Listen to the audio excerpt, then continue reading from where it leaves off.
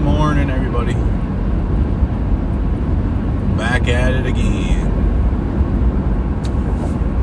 Good morning, good morning.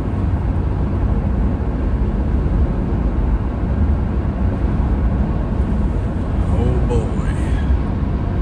Make sure we're up on the YouTube now. Oh, there we are. It wasn't featured on the homepage last couple streams. It's weird. Good morning, y'all. On our way downtown Minneapolis to get started. I'm 2 hours late. Wanted to start at 6. We'll do that tomorrow. Boy, 6 a.m. wake up's just not easy. Good morning. You already got ICE activity. They're spraying observers, trying to grab people. So we're back to covering why this all started. It's all become protests and vigils and stuff, obviously, because of the effects of the Operation Metro Surge. But we're going to get back out there and do what we do. Do what we do. Big dog, how you doing? We are up early. Back at it again. I'm back to normal. I want to be normaler, though. We got to wake up more.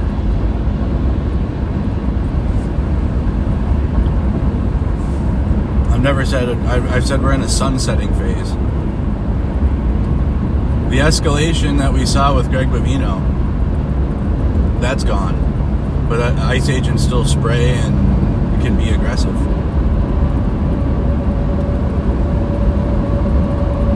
Yes, they can.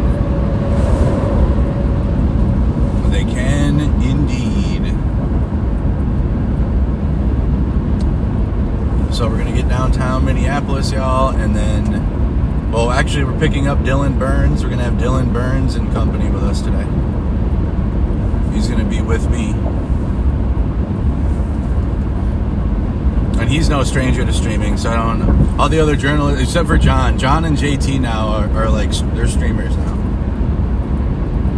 They do journalism, but they know how to wield the stream chat and talk to it, which is important, because a lot of people do live streams, but they don't talk to their chat at all. And they don't, like, people are watching, you can like say hi, and they just don't. I don't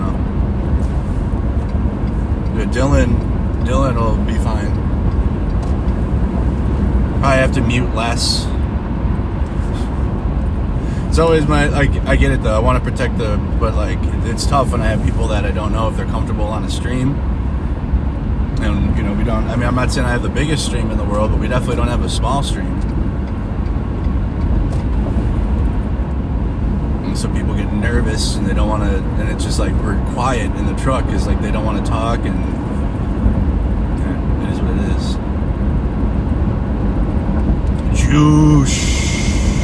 Josh. Good morning. You don't want to get shit done today? You gotta get stuff done today. You gotta get stuff done today. But if you don't, though, that's fine too. It's okay to not to get anything done. I didn't get much done yesterday. I got better security on stuff and things. That's why I didn't stream at all yesterday. And it sucks, but like, I gotta get these appointments done, because this isn't gonna, I mean, we're not gonna go anywhere. I mean, I'm gonna have IRL coverage for 2 more years now. You guys know it too. We're going to be out there at all types of crazy shit with this administration. So, or out here, we're out here now, but it's going to continue.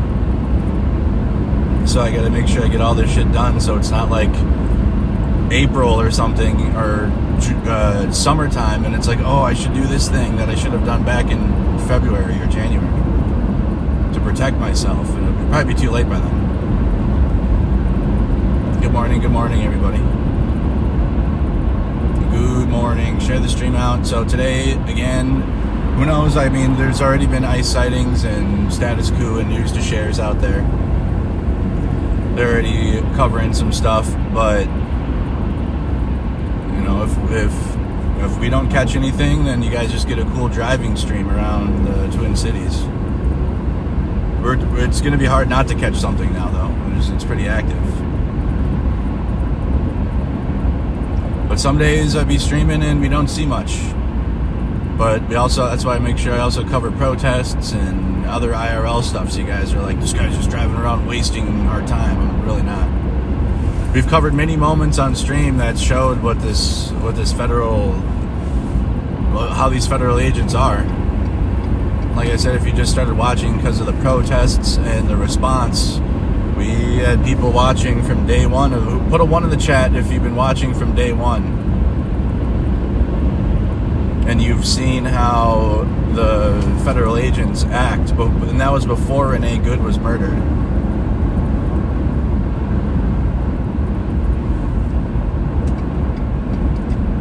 And that was before all of before Bravino came and the absolute chaos that's came from this. It started with legal observing, and I have a media platform, so I'm doing journalism. But people that are activists and want to whistle and honk their horns or alert their neighbors, I mean, that's their right to do that.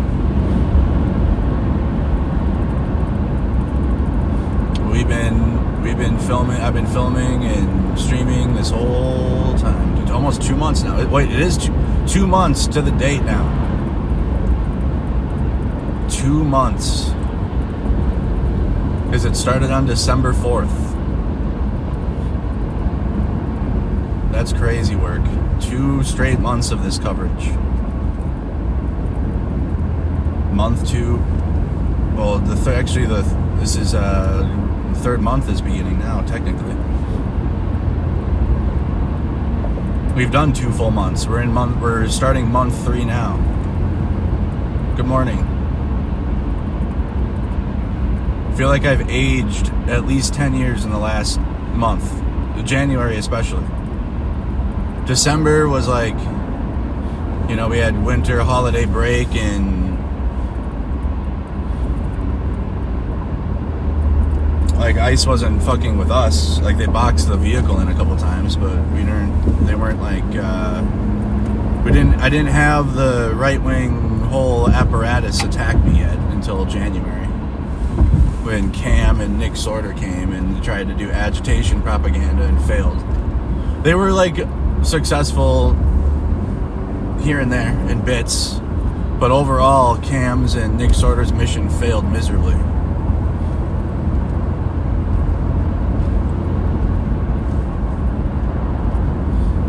It's crazy. It's like this is so different than 2020, because in 2020 you had the equal amount, I would say, not equal, but like the amount of right-wing militias and media, and they're out there. I'm not saying they're not out there, but they had more power in 2020, even though Biden ended up winning. And politically it didn't matter, but like they were out there though, and like I'm not seeing any of that this time. And like they're talking about it, and like they're threatening it. Oh, the Proud Boys 2, they're coming back. What? Are you sure? We're going on month 3 now. I mean, I don't know. It's pretty wild. I don't think so. I'm not saying they don't exist still. They showed up in Portland with a ragtag group. No, they never showed. No, they don't want. This is different. There's actual conservatives on this one, so they're not gonna win. They're not gonna, like in 2020. Most of the protests after like the initial wave of like after George Floyd was murdered and everyone saw it, because like there were people on the left and the right that were condemning that. I'll never forget that I was on the right and I was condemning it back then. Not on the right anymore. 6 years, but like I mean everyone saw George Floyd get murdered and was like, that's a universal that was fucked. And then over time, as like right-wing media started seeping into people, it started pushing right-wing people away from supporting the protests. And that also empowered a lot of right-wing militia groups and protests, because they had their own. Who knows? Maybe those will start, but I think you'll have more people counter-protesting any type of right-wing stop the steal or save our children. Like they can't do save the children anymore, so that one's gone. You don't want any MAGA around a child at all. They'll ship them off to Kid Rock. I mean, Mar-a-Lago. I mean, Epstein Island. You don't want any kids around MAGA at all. The politics of it. The ashamed boys. That's crazy. We're not on the good camera for this. It's the dash cam, but that's fine. This thing, dude. I got the other Tamron lens. I don't need the Chungus lens right now. And this makes this thing like nothing. Like the other lens is pretty heavy, but this is like, man, this is such a nice. This is such a cool camera, dude. Yeah, those 2 streams we did were amazing. I got better audio is on the way. It gets here tomorrow. Wait, today's Wednesday? Yeah, tomorrow. So before Jake Lang 2, because Jake Lang's coming back again on the 7th. So before the weekend, apparently there's another major protest planned for Friday. So we'll be back on the live view for protests and stuff. It's too much to navigate that with doing this coverage. I'm going to be bringing that camera out and filming, but it'll be you guys are watching on the stream.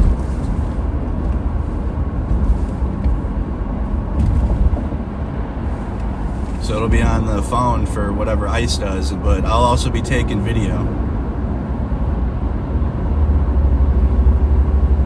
But I got actual XLR audio coming. Dolby surround sound type shit. Like I'm not having that audio crap that we did. I can't. That made me so mad. I rewatched the stream and I'm like, oh my god, the audio is so bad. Video 100, audio 54 for rating. And it was making me so mad because I'm like, this is so dumb. But I got an actual XLR shotgun microphone coming. And I'm going to have a dual wielding audio system with the shotgun microphone and then also a DJI Mic 3. So I'll actually have a mic on me so you guys can hear me talk to you. And then we'll have the shotgun mic for the whatever's happening.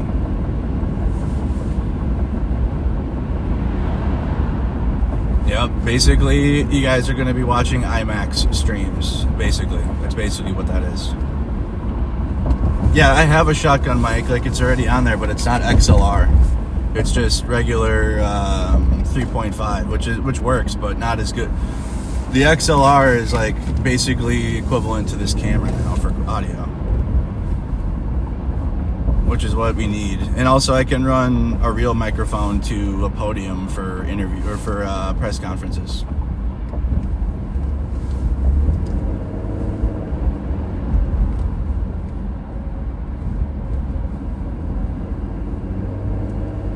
XLR cable's heavy, but just a little 3-foot XLR cable. That's all you need. The XLR handle's back at home. I don't have the XLR handle on it because I don't need it right now. I have a regular handle.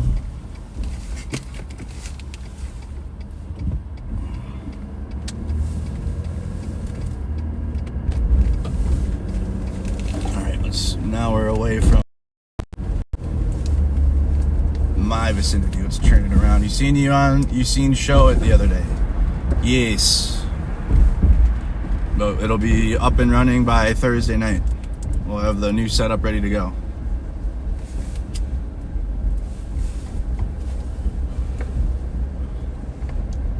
Anything exciting at the Whipple? I'm not sure. Probably. I'm trying to get back to covering the point. You feel me?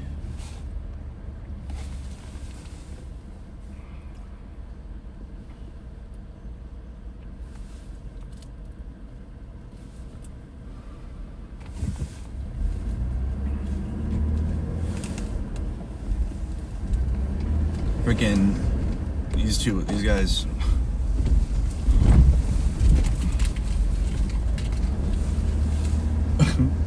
I was like, where you guys staying around? Oh, Franklin Avenue. I'm like, oh, okay, that's great. That's great actually. What a great spot. You guys are crazy. Oh, here they are. Oh, I know that. I have that same hoodie.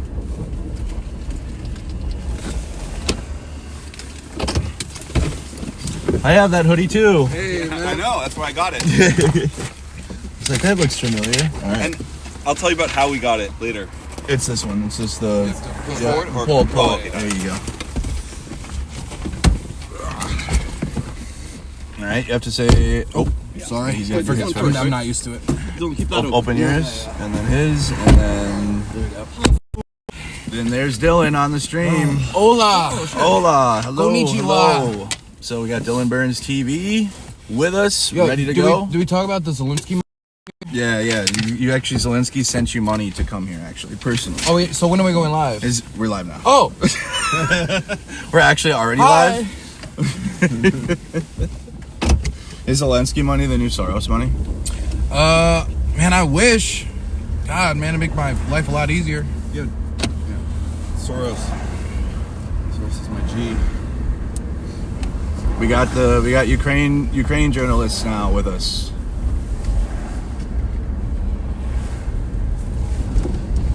Do we know it's real? Yeah, Dylan Burns. They were just actually on the side of the street here, and I found them. Yeah, we did it. We set up a checkpoint, actually. Yeah. And they're about to actually get some chairs out and verify ice I plates. picked up the cinder block, and then I recognized his license plate. I missed it by a number. Dylan will be going back to Ukraine soon, guys, right? Yeah. I'm planning to go back next month. I want to finish my Konstantinivka documentary. I filmed a lot with a lot of the people who are under like the Azov Corps. Yep. South of Konstantinivka, near the lake there, where there's been a lot of fighting. I got some really just fantastic footage there. Hell yeah. The fighting there is so intense that the night bombers are all doing daytime operations like 24/7. When I went there with the night bomber team, they flew it back. I was supposed to film the operations. They had a fucking bullet casing and went fucking bullet hole right straight through the thing, and it wouldn't work. So they're just so constant under pressure there that they have to take those machines that are not meant to work during daytime conditions, and they have to in order to hold the Russians back. So I got a lot of good footage over there. Oh, good idea, man. So we need to get John in the truck again so we can just talk about Ukraine for the whole day. Hell yeah. All four of us. Oh, can I ask you a question? Yeah, Can of I get course. an opinion, a Mercado, original Mercado opinion? Oh, Are you boy. on stream? Yeah, yeah. You might want to save your original opinion. No. This is I want to know for real. What do you think about Mercado's my friend, but I'll throw him under the bus every time. What do you think about foreign flags at protests that have nothing to do with those countries? Because I saw the Palestine flag, and I support my Palestinian brothers and sisters For sure. But I also wonder, like, is this just to show that like Palestine supporters are in it and they're with you in order to build solidarity? Does it mix the message up? Does it? I actually wondered if it would annoy some people because they'd be like, "What does this have to do with this?" Yep. You know? For sure, those are very valid questions. Yeah. So what I've seen here, I've even seen Ukrainian flags in the protest, like at the big one. Not these ones specifically yet, but at like the No Kings protests. Like there's Ukrainian flags waving like right next to the Palestinian flags, for example. But yeah, I think it's like just like they're standing in solidarity. Like that's like their issue, right? Like they care about the genocide, but like that's their thing that they are attached to, and they just bring it around. I've only seen one protest during this that was focused on the war. I don't know how many people went to it, but like what I haven't seen is somebody trying to take over the protest and make it about something other than the federal occupation of like what's happening yet. You know what I mean? I haven't seen anything like that either. So I think that would be different. I think it would be different then. But right now it's mostly like standing in solidarity, and especially here in the Twin Cities, like you will see every issue that is out there. Like people will be standing in support of like whatever the current problem is. Honestly, the most common flag I saw was the American flag. Yeah, which I appreciate that actually. it's a lot different than 2020. That's for sure. We saw zero American flags in 2020. Me and my buddy Jad in 2016 or 2017 when the airport protest when the airport protest happened against the Muslim ban, we went down to JFK and we had like the American flag, and whenever like cops or anybody would shove us, we'd be like, "Hands off Old Glory!" Like it was excellent. Stop shoving the flag. Yeah, we're like, "That's Old Glory!" How dare you? Okay, so they're over. You know what else I like? I like the reclaiming of the Gadsden, but I want to see that expanded. I want to see that expand. I want to see the Betsy Ross come back. I want to. Oh wow! I want to see all. I want to see all of that at these protests. I think you will be. I think you. I've been seeing so much shit. Like, really been changing the framework of like, because 2020 is like what I remember most about, like protests and national, like, and this is so different. Like in general, like from last year too. Even last year, I was like, oh, this seems to be more like. There's definitely more political beliefs here at this than like 2020, and that was like at the No Kings protest. But I think it's going to expand even more to stuff like that, especially after this January, and like it's going to get warmer. More people will be out in the streets protesting as it gets warmer. You're going to see a massive protest on Friday, I think. I have a little theory about why protesting is starting to be effective again. Go ahead. Yeah, I think that we're all burned out on seeing things on social media that are only amplified by social media. So people are like, tweet hashtag, save Gaza, right? People are used to that kind of thing, but they're kind of numb to it. So now what people want to see is real stuff on the street through the lens of social media. Like the only real way to grip people's attention on social media is to show them something that's actually happening. Yeah. So I think that in a weird way is kind of creating this thing where it feels totally pointless to just complain on social media. You got to get out on the street again. I agree.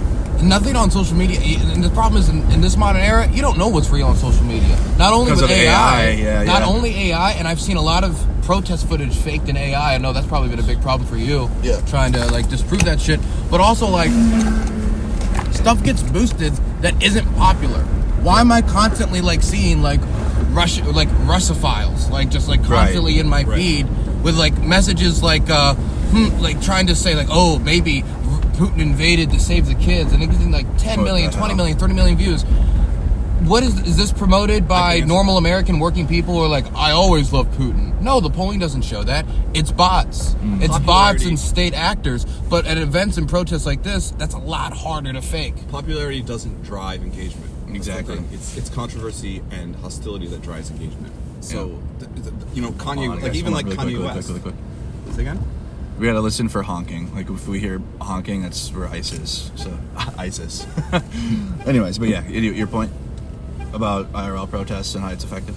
Oh yeah, just that it's made it so that the manipulation tactics that the government used to have, where you could kind of like, oh, Elon Musk, let's buy Twitter, right? Let's get rid of this social media platform and make it in our own image. That doesn't really work anymore because people are like, we don't really give a shit what's on Twitter anyways. Yeah. So it's like these, and they're trying to take down CBS. People weren't watching it anyways, or it's like the people that really matter aren't watching it. So it's like they're sort of buffoonishly trying to cut off these sources of information that people are directly going to people that are on the ground.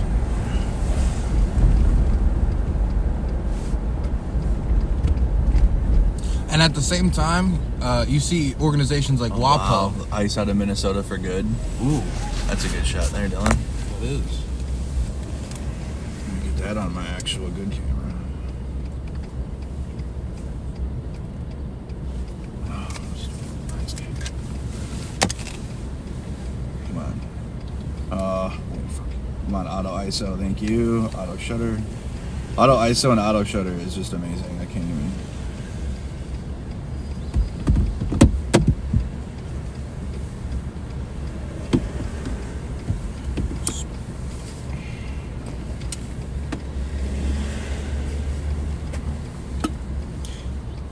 Man, I wish I had a business I could put up big ass signs on.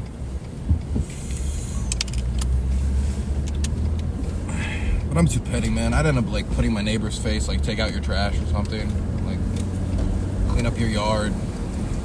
True. I wish that we lived in a world that was peaceful enough for us to like have large statements like that. Like, to my neighbor, please pick up your trash. Neighbor, pick up yourself. Yeah, we're supposed to be a little earlier, but I'm so slow to get up in the morning. I sympathize. My cancer injury. Yeah, just a little cancer, Yeah, it was little. It was stage 1. It's out of me now. I gotta say, it's fucking impressive how quickly you were back on your feet. I was actually, I was sore. I ain't gonna lie. Like that first week, I was I was feeling that, but the more I just kept I didn't run. I wasn't running. I wasn't going to anything with tear gas and flashbangs. unfortunately, I was like, damn it, I missed those. I also appreciate you talking about it. Yeah. You know, 'cause it's like, it's fucking important. I can see people like begging you to not protest on Twitter. Yeah, they're like, don't go out there. Don't do it. Don't go. Was there a moment where after the surgery you thought, I'd take a day off or two? Yeah, literally just the same day. And then I just took 12 hours. And then the next day I was like wanting to get back out there. So you're down Or for out 12 here. hours. Yeah. 12 hours down, ready to go. Popped a muscle relaxer and a Tylenol 500, and I was ready to go. That's like a night of drinking for me. Speaking of flags, there was a really nice display of the Somali, Palestinian, and American flag. That is actually, yes, it's a Somali mall. It's the Carmel Mall. The Carmel Mall. We were told to check that out. Yes, Yes. because we were asking some people, where can we, get to know more about the Somali community, get to know locals, and people kept directing us towards the mall. Yes, that's exactly where we need to go. You also need to get the Somali tea that's there. Somali tea. It's so good. But that's one of the places where ICE is like patrolled. They've done a couple attempted raids there, but Wait, ICE patrols the Kamal Mall? they not like inside, but like they drive around it.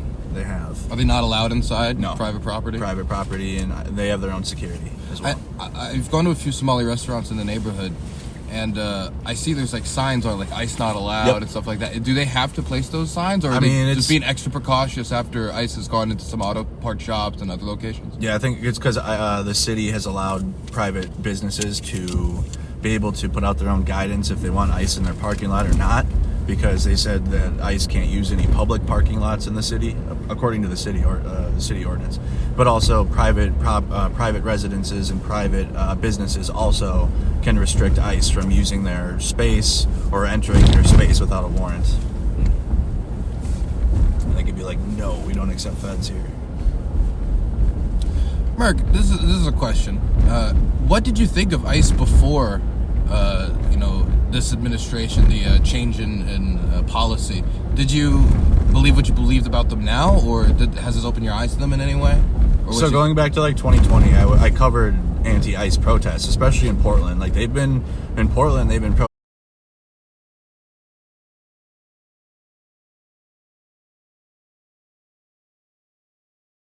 It's been like Eastern Europeans that have been taken and deported. There's like a couple Russians, I believe, have been not in Minnesota, but a Ukrainian immigrant was also detained. I don't think it was here, but a couple of Russians have been here actually. Something that really struck out to me is that a lot of them look fucked up, like they're drunk or high. Have you heard anything about that kind of Like stuff? the ICE agents themselves? Yeah. No, I haven't heard that one yet. They're definitely untrained. it'd be difficult to really tell from demeanor, because I've seen cops where the cops are drunk. I've seen videos, just footage of once or twice where that has happened. Right. But in this case, where you have people, making a lot of noise outside of their hotels, the crazy quotas that they do, their quotas are insane. I don't know if I'm sure you have, but like the quotas really are out of this world. And so they're probably, really out there just constantly just patrolling and working. And it could be a lot of them are sleep deprived. I really think that's probably a contributor. But I'm speculating, of course. Yeah, and also it's already been proven, or like they've already came out on press conferences, have said that the hotel protests or just the protests in general have been effective in restricting their movement. Like they can't easily just patrol, because that's what they're doing. They don't even have warrants for a lot of these. They're just grabbing people or going door to door. It's been crazy work, and also the federal agents outnumber our police force 4-1. 4-1. 4-1. Have police interactions been overall, like, are the police seem more popular than they were? If they're- Yeah, and like in certain circles, I guess, but that's starting to deteriorate as well, because we see the local police working alongside the federal agents, and like people are seeing it, especially up at the Whipple protest or in the streets when you see the Minneapolis police tear gassing and flashbanging, which they have done. Like we'll get around from the federal agents, and then the Minneapolis police or the state troopers even too. will then start doing the same thing, and like we've seen that multiple times now. It's crazy. Is there any? Like, did you ever think about becoming a cop? No, No. no, I don't know. I wanted to do truck driving after the Army. Why truck driving? Because that's what I did in the Army, and I'm like, I could just easily do it. I'll just do that outside of the Army. Is there anyone that supports it? Is it like, do they have any like local? Are there any local people that support them? The police? Not the police, the ICE. Oh, I mean, if they do, they're being very quiet about it right now. I mean, it was pretty loud at first, and people were like, I voted for this, like when it first started in December. Yeah. And now I think it's just so politically and also publicly bad, and ICE is just not, like, it's just so egregious how bad it's been, to where I don't think if they do support ICE, people are being very quiet right now about it. Do you think that's from a personal reflection angle? Like these are people who are who have changed their mind, or do you think these are people who wouldn't want to face the public backlash and scrutiny? A combination of both. I think it could be an introductory to like changing their thinking on things. Because I've had tons of conservatives even message me that, I'm conservative, but I don't support what's happening here, and like, that's tons. Is that the conservative voice? Yeah, that's that's my conservative voice. I don't know. I mean, it's just tons of people have reached out and have told me like, yeah, I'm right wing or I'm this or that, and I don't support what's happening out there. I'm like, well, that's what they ran. I didn't say this, but in my head, I'm like, this is literally what they campaigned on, and Trump campaigned on mass deportations, and it felt like a slow-moving train because everybody and their mother knew that this is what was going to happen. That was actually paying attention to politics, like Dylan Burns TV. Make sure you guys go follow and watch him rant about all this. But I don't agree with that. You don't agree? Yeah. I don't agree. I agreed with... dude, I was looking at some of the comments from the... You put out a video of me just talking briefly about the noisemaker protests, and dude, there was like 4 or 5 of them. There was like 2 of them questioning if I was a woman. Oh, really? There was 3 of them just like, Dylan goes from a real war zone to a fake one. Gay! Dang. Gay, this is good commentary, man. That's insightful commentary. I have to ask, is this what it's like under all your tweets now? It's gotten a little better now, but like after the right wing literally came after me and were calling for my arrest, I was like, I kind of have a bunch of hate. I have a hate train now. A hate train? Yep. Do you recognize certain like pictures and like accounts like regularly? I just start blocking them now. I don't. It's like a mosquito. It's like. Oh, so you don't read those? You just I you literally block them and yeah. just Especially keep if going? it's like the same person. I'll just be like, I'm blocking you. This is the George Floyd Square. Still exists. Lock in and figure out where the hell John and there's a observer with the whistle.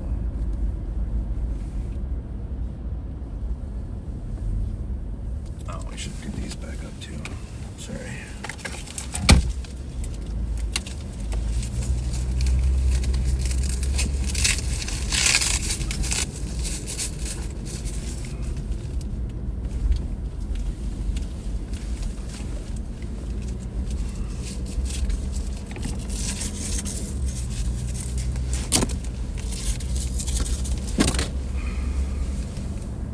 Does the press pass help here? Because it didn't help when it came to the Russians, in my experience. It kind of helps sometimes. Like it's hit or miss. It's one of those better to have it than not, I guess. But it doesn't matter in the moment. I think people should be aware that there's the Prince symbol on that statue. Oh yeah. This is where Prince's house is here in Minnesota. That's where he's from. You guys gonna go to Paisley Park? Go hang out? I would love to do that, but it's not going to be for this trip, I think. Soon, though. I've never been to it. I like that he was kind of a dick. He would sue everybody that would do any minimal amount of copyright infringement. You need to go hard. Yeah, but I don't know. Maybe a real Nintendo in his time. Yes.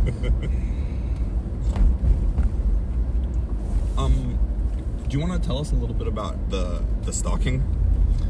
Yeah, it's because of the Jake Lang event, and it's fascinating. Yeah, it's fascinating. It definitely. Sorry. Yeah, I mean, I reposted one of Jake Lang's little Minions videos. Who's Jake Lang, by the way? Yeah. He's Jake Lang's a pardoned January 6th terrorist who raided the Capitol and then was pardoned by Trump Personally. I did not know He that was one of the detail. 1,500 that was pardoned.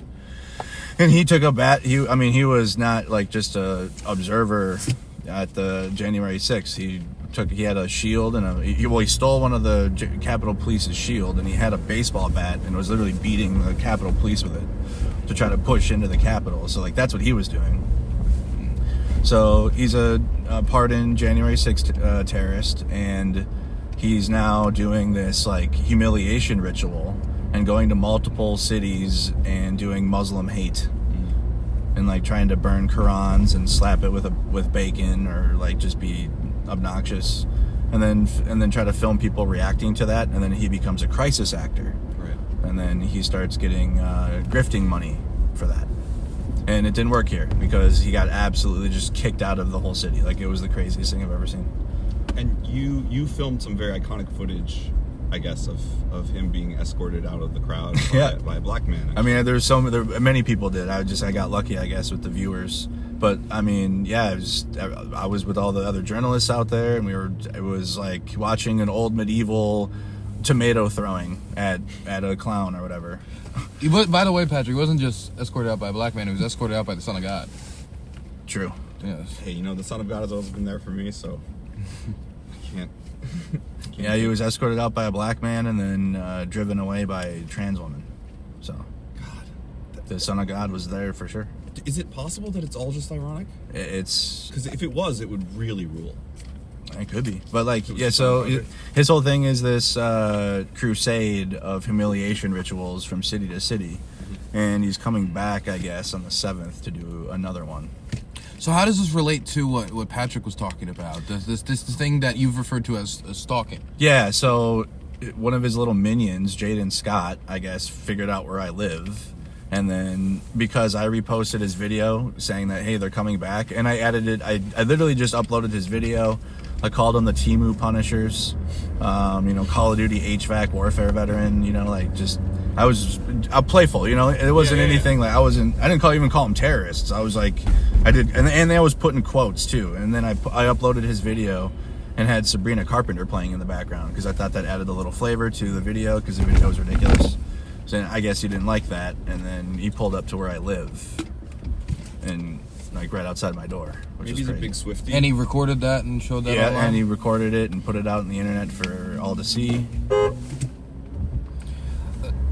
I've seen him on social media talk about justifying it through this idea that you're going and showing where the ICE agents are, so I'm gonna go show where you are. Yeah, it kind of begs the question, like, do they think, or is the federal government paying little acolytes like this to respond, or to, what's the word? Instigate? Well, that too, but like, it's like, because we're covering ICE, then they get to then track us, like a response. Counter-surveillance. Yeah, like, so is the federal government paying these like incels to like track us? Like, is that what they think, or is that what's actually happening? But yeah, and then that's their justification, I guess. But I mean, yeah. I wish I had better ops, is what I'm saying, I guess, because I have like incels and this dude, and I wish I had stronger warriors against me. Because it sucks. Were you at any point frightened by your address being shown I mean, not by online? him, but like because he's connected to Jake Lang, and also like terrorists all follow them, and like they militia right wing people follow them. It was like, oh man, I better move now. I can't have them knowing where I live. I don't know how to put this, so just say it like, do you look over your shoulder a little bit more now? I have a gun coming, so I'll be concealed carry. But yeah, like when I'm in a crowd, I'm looking One ain't around. concealed now. Yeah, yep. I gotta wait for it to arrive right, in the mail, and then I gotta do my class. But yeah, I mean, they're not like a scary group. Like, their group is not scary. It's like who follows them and then who pays them is probably the scarier one. Like, whoever finances them. There must be a feeling of frustration though, because like you've done a large amount of war reporting. So 1 second, for sure. Hold that question.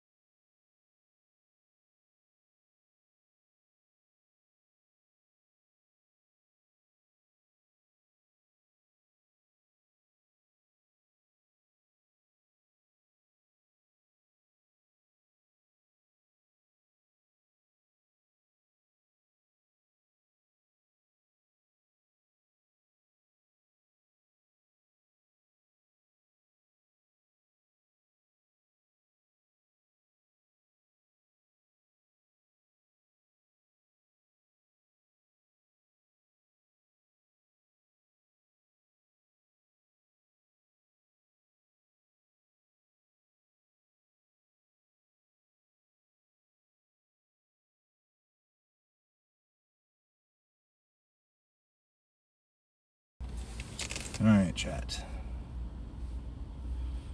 And also, too, if you guys need to take a phone call or if you want to say something, I can mute easily like that. Yeah, I can message I figured my you're my easier. handlers. Yeah. Yeah.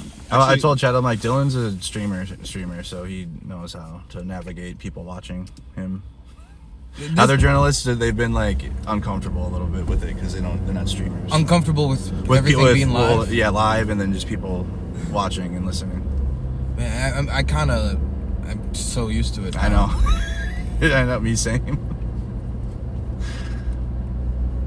Sometimes I'll even notice I go into like my like stream kind of cadence when I'm just talking to people outside of stream, and I feel like I'm going crazy. Oh, John, that was John, but he told us that 700 are leaving. 700 ICE agents are actually leaving. We got a drawdown coming from Homeland. So I think someone in chat said that earlier. I must have missed it. What is that? If they're taking out 700 ICE agents, what would that leave? You still got a few thousand. I mean, they're still here. They're just probably going to change the scope and scale of the operation. It's not going to change. Like it's still going to be what we're seeing. It's just, I think it might be a little harder to see. One of my 2,000 are going to stay. So they'll still I don't know, what's the size of the Minneapolis Police Department? It's still more than Minneapolis Police, I think. Thank you. Yeah, 2,000 remain. So my analysis about we're in a sundown period, I guess, is coming true a little bit. Because, I mean, we've just, you can feel it out here. You can feel it when you've been out here. When you say sundown period, like the operation is gonna like either end like post Bovino, or like Bovino sundown. Yes, like it's not ending, but it's slowly like gonna start fizzling out and go to the next city, because that's what we, last year we went to Broadview in Chicago, it was in Portland, Oregon, and then I didn't make it to LA, but it was in LA as well, and it's just kind of like this traveling circus, if you will, and like it goes to the next city, like they're going to Springfield, Ohio next, I believe. So that's why after Bovino left, I'm like, okay, I don't see how this can escalate anymore when they already had 4,000 agents here and Bovino doing whatever the hell he wants. I just didn't see how it could get any worse without flying FPV drones at people, I guess. I don't know. Like, I just didn't see it go any further. So, could you see ICE using drones? Yeah, they have been for surveillance. Yep. I can read chat now. Homeland said drawdown 700. Yeah, they're taking 700 away. Do you think that, and I don't want to, predict the future, do you think it would ever be possible, considering what has happened during this administration, for there to be any kind of cooperative relationship between the city and ICE or immigration enforcement in any way? Or do you think that because of what has happened, it's just not really a possibility? I think it's off the table now, especially here in the Twin Cities. Or if like a Democrat, because this is a blue state, so if there's a Democrat that runs on that, they probably, I don't know, it would be bad. It would be very bad politically for them. We've noticed that there's a lot of big Second Amendment people up here, and we've noticed that what seems like a legitimate, authentic libertarian outrage. That you'd probably, like, if this happened in New York, you might not see the same politics. Yeah. People with the same politics emerge. Do you think like the ultra right recognizes that that's a threat? I think so, because that's why they backed off. Because there's MAGA here for sure, but like they're so tame compared to other places. We don't have like the craziest of the crazies here. And if they are, it's like the one or two influencers that live like 4 hours north or something. And like, I just don't, like, we don't like, even the Republicans are so bad here. Like, they're just terrible. They're not trying to conquer the world or do anything for Trump, really. And they're likely going to lose their elections here too. So, but like, yeah, in Minnesota, right wing, a lot of the ideals, everyone believes in, like, I guess the Second Amendment and the independence, being left alone. Because like, you got a lot of people here that have their own property up north on a lake or something, you know. What? Yeah, I also wanted to ask, so with the experiences that you had covering Ukraine, like that, just from personal experience, I know that when something like being harassed by people in America happens, there's like an extra layer of frustration because you kind of know what the rules of the game in conflict are and what the rules of the game here are. So it's like these people are exploiting our system to do things that you'd have to put your life on the line to do elsewhere. You know, like if to threaten your enemy or whatever. In Ukraine, you have to put your life on the line. But to threaten your enemy here, you just kind of have to be a dick, and the law will protect you. So, like, what kind of feelings does it bring up in you? Like, as a reporter? Well, for me, it's like I just see the levels of like the levels of fascism, right? Because obviously, like in Ukraine, that's the ultimate, like the end of, like, you know, Russia invading Ukraine. Russia's trying to exert their power on another through fascism, and like they're killing people every day, and that's the end. And so like right now, this is kind of like early stages of that, of like seeing that and seeing federal agents without any leash on them or anything, just patrolling our streets. They've already killed 2. And so, like, I'm telling people that, you know, if you continue to support these type of policies from, like, the Trump administration, or, you know, if you really support this, eventually it gets to the point where they're going to start, you know, bombing people. Or if your city disagrees, they'll send drone strikes on it, because that's the end. That's, like, where it gets to eventually, because that's what I've seen in Ukraine. When you got like people like Ukrainians that want their own independence, they want their own country, they don't want to be under the rule of Vladimir Putin, for example. And then you got individual state rights here in the United States. You know, we're supposed to have a separation of like the federal government or state government. Obviously, we pay federal taxes and blah blah blah, but we're supposed to have states' rights and the power of our state and our, you know, like a little bit of independence within our states. And so when we're seeing the federal government literally, like, you know, treading on it, you know, it invokes that. And like, that's why I'm like, this is early stages of what it can get to. Please, like, let's change course. This sucks. Like, this shit sucks ass. Like, let's go back to, you know, democracy and whatnot, I guess. Or like, I don't know. Let's not do fascism. It sucks. It gets worse. But it gets worse is what I always tell everyone. Like, it's been bad, but it gets worse. Chris Rock said that train is never late. He said about right after 9/11, when there was all these Islamophobia, he's like, all right, if you want to hate Muslims, you know, okay. But he's like, blacks and Jews are next. That train is never late. Yeah, Gaza too, guys. But like, I got Oh my God, Mercado Central. Oh my God. We gotta get your. But like, they were asking because I have personal experience in Ukraine. Like, I've been there and seen that. Gaza? I have not been there. No, I know that, but you were saying something about Gaza. Yeah, people in chat were also like, and also what's happening to Gaza. And I'm like, yes. But the question was because I've been to Ukraine and what I've seen there. A lot of murals here, very pretty. Yes, very, very artistic, very diverse. I will say it does remind me a lot of how they treated, of how Palestinians in the West Bank are treated, which I've seen. The thing that sticks out to me is the instigation. Because a lot of the time when there's an occupying force or there's a hostile, you know, just there's a conflict, like it's not the same level of instigation. Like in Kosovo, like the peacekeepers wouldn't go around to piss them off, but in the West Bank, the Israeli settlers and the Israeli military, a lot of the times will do things to make the quality of life harder that are just to intimidate and no other purpose. And normally, even though I thought police are out of control, you don't see that kind of deliberate just roll up on someone to scare them. And that's something that I think really reminds me of the West Bank a lot. Yeah, you also have, at least from what I've heard, is the IDF training some of these ICE agents, so that's why it makes sense. They're like, they're learning IDF tactics, and that's like their training. So that does make sense, and that's why we are seeing similarities in the behaviors, or lack of, I guess. They're like, it's crazy. It truly felt like in December when I first saw them, it truly felt like they just gave them a badge and whatever gear they needed and then sent them out and to do what they're doing. That's what it felt like immediately. And it's interesting too, though, because there are situations where you see people of good heart do that kind of thing too. Because, like, for example, in Ukraine, when civilians had to pick up guns, they were untrained, but the spirit wasn't to go beat up your neighbor. You know, it was, this is the last resort. Yeah, and right now it's thankfully whistles and horns.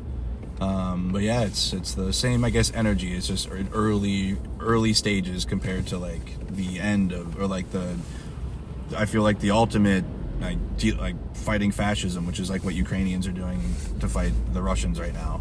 And right now, and like I hope that we in America turn course, because I don't want to see any worse than like people with whistles and honking horns.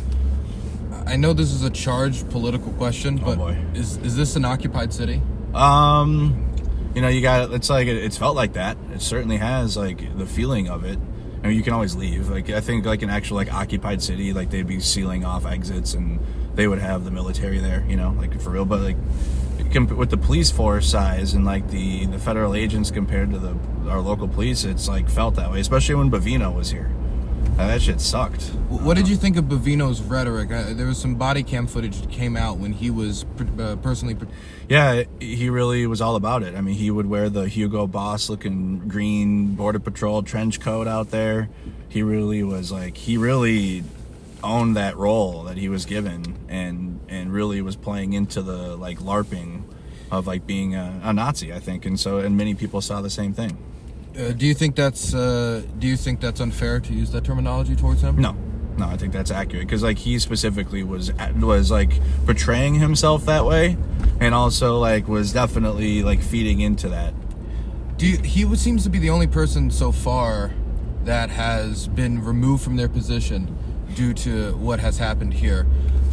Do you think that he'll be the only one that'll end up facing consequences of how this was administered and ran? Yeah, I hope not, but like, who knows? Because not a whole lot of people have faced accountability from January 6th. I mean, and then what we're seeing from this administration is like the amount of actual amount of fraud at the highest levels, the amount of all the pardons for the terrorists on January 6th. I mean, I hope so, but if we have a Democratic Party that's like, oh no, let's turn down the temperature and come back together, and like we can't, and no, like there needs to be arrests, like they need to go to prison or whatever. But I also fear that because of that Supreme Court ruling from 2024, I believe that the president gets even more power, and that ruling is going to suck ass when it comes time to actually wanting to hold people accountable, because he can say it was presidential.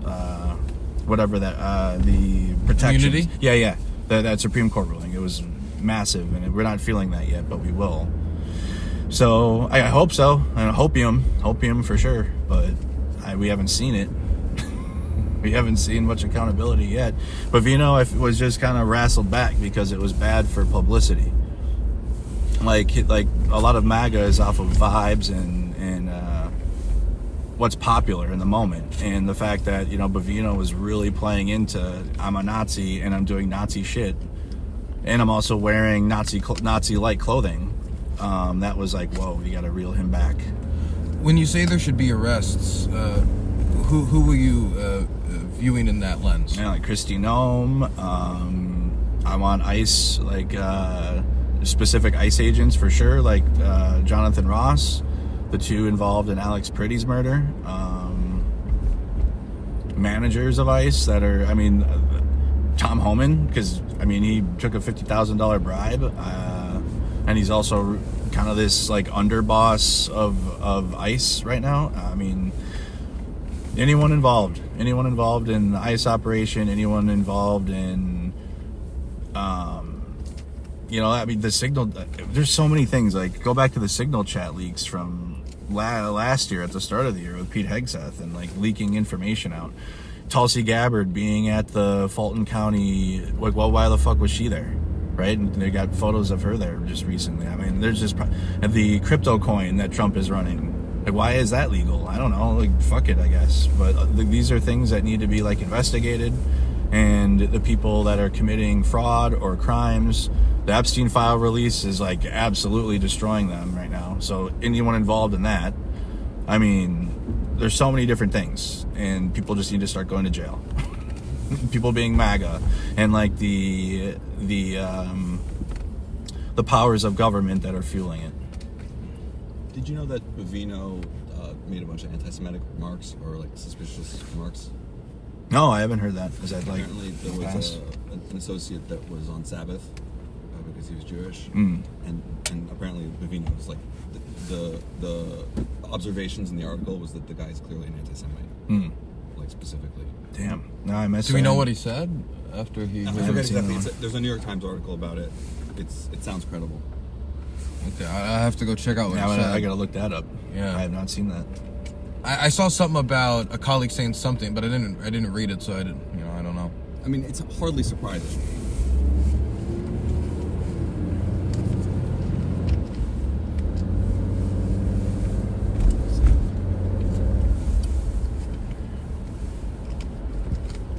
Oh, when you get a chance, let's mute audio for a sec.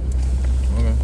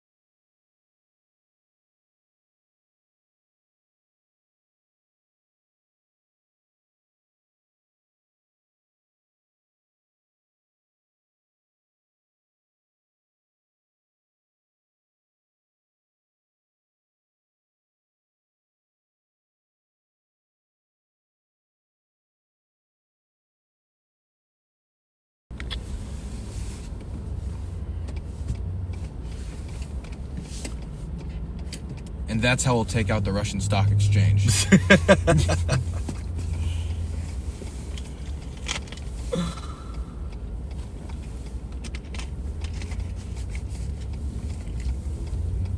Chat, check in. I can see the comments right now. We're at the red light. Chad, if somebody donates $100, we'll run this red light. Don't. Then we'll have MAGA. I did that one day. We were running all types of stop signs and red lights, and MAGA was so upset. They wanted me in federal prison for that. Like, and he runs red lights, so federal prison immediately. They were not happy with me that day.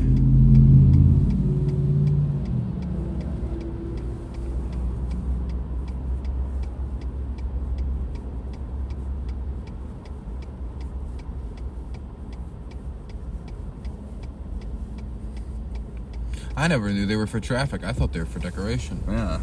I thought it was like cool, just fun lights to look at when you're driving. I thought they were cool Christmas decorations. I was always confused why they were out of season.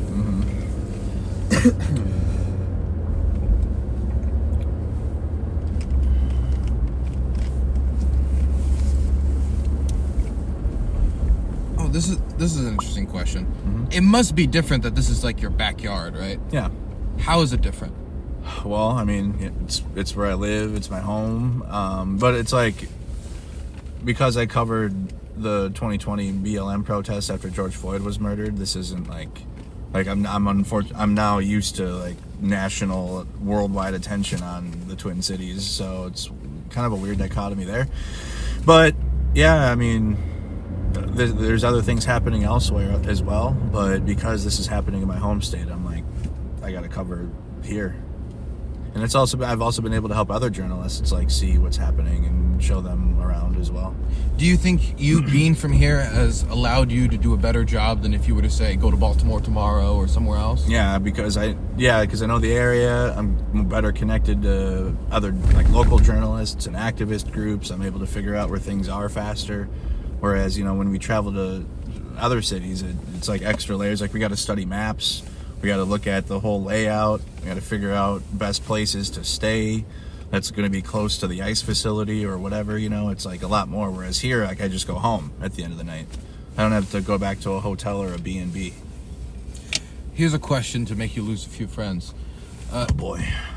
Do you think all of the people coming from out of state to live stream 5 of the same exact camera angle is helpful? When I go to these protests, and I see 5 people getting the same camera angle, and they're not doing different projects, they're all live streaming just to different sources. Is this helpful, or are they just vultures?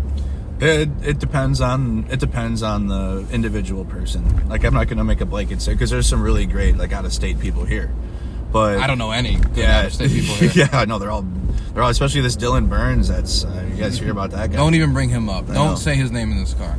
But yeah, so it depends. Some of them can be vulture-y, especially if they're not trying to actually like listen to the community or like they're doing their own thing. For example, like there's like a constant dispatch call going, and if like journalists are in there and like just broadcasting it or like etc. Like I've run into issues doing that back in December, and like they're like, hey, don't do that, and I'm like, okay, I won't. And like that's it, that was it. But like you have some journalists that'll be like, nah, fuck you, I'm a journalist, I'll do that anyways. Is there any behaviors that you've seen that you particularly don't approve of, or you think is distasteful or not helpful? Yeah, well, I mean, yeah, like okay, because like we're in such a media landscape now to where you have right-wing media, and then you have like the rest of us, and then you have some people that can be vulture-y that are like the rest of us like that, but then you have like literal right-wing media agitators coming here and then trying to incite a situation and then tag the president on X and then call for the Insurrection Act. And so you have a lot of people in the community on edge about that, and like they're not really trustworthy of out-of-state media if they don't know them right away because of the right-wing apparatus and like their agitation propaganda that they conduct.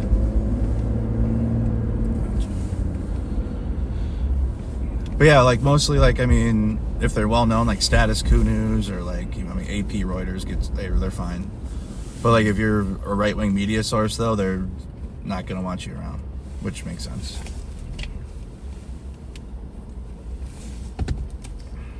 Do you think there's a problem with people leaving information out? Because I hear this sometimes, and I remember something that really stuck with me when I was first getting into journalism, and I was I was getting motivations. I remember there's this, I'll be very kind, reporter by the name of Andy No, who would go to different like protests and film stuff. And I remember once there was a scuffle, and he posted a picture online, and it showed somebody with a hammer, like a left-wing Antifa guy with a hammer.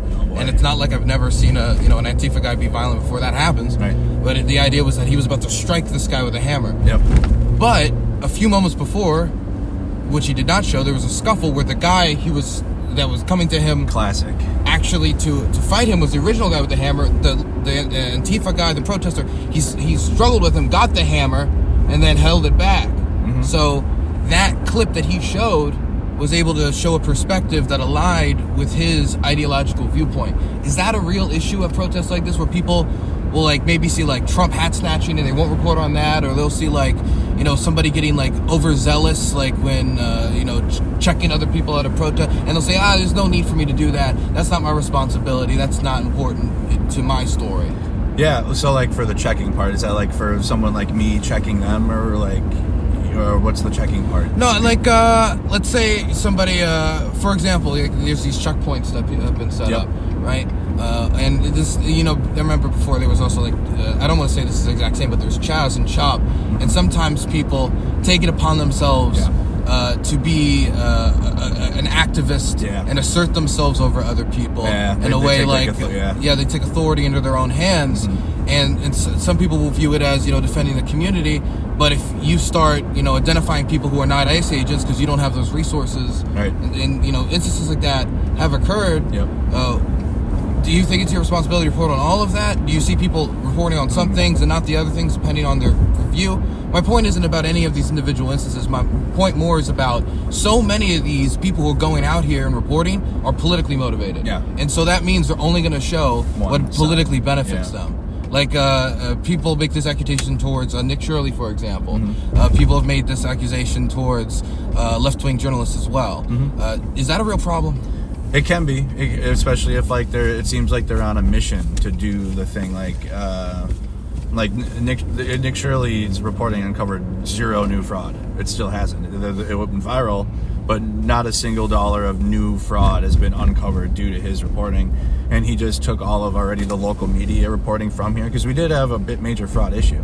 It was everyone from the top down's in prison for it, and so there's nothing more that can be done other than to bring like this hate train on the Somali community, which was Nick Shirley's entire mission. But so it depends if like they have a narrative that they're already set in, and then they come here and they try to make that narrative happen, like you see with Cam Higbee or Nick Sorter, where they're like, there are violent Antifa left-wing terrorists in Minnesota and we're gonna go expose them.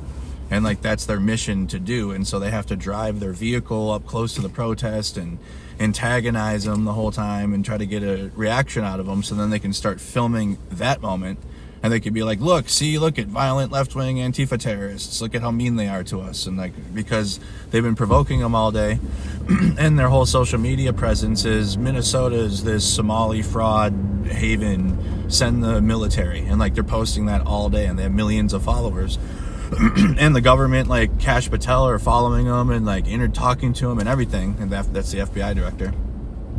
So they have a lot of power, unfortunately, with their media, and so they come here with that. But unlike on the opposite end, I drive around no matter what, and like if someone that's in the crowd, the protest, wants to be an authority figure, I'll let them have it too. I'll be like, I'm out here doing journalism, I'll respect your space and not get up in your face with a camera for sure, but like, you're acting like the police right now. I'll tell them that. I'll be like, you're not a cop, you're acting like very similar to what we see from the police, and I'm not out here to try to get protesters arrested, right? Oh shit. Thanks, buddy. Hey, grab that. Thank you so much. Thanks, buddy. Take care. Yep. That happens a lot. That's wild. You just got $20. Just got $20. Why did you just get $20? Okay, probably I'm so sorry. So probably a viewer that's watching the stream just came up and supported it. IRL. That happens a lot. Someone just drove up to us and gave Andrew $20. And it's appreciated. Thank you so much. Man, my camera overheated. Well, You want my good camera? time for a break. Yeah, take a break. Yeah. Yeah, we can do that too. Why'd you whisper? Yeah, you can say that a lot. I got a potty.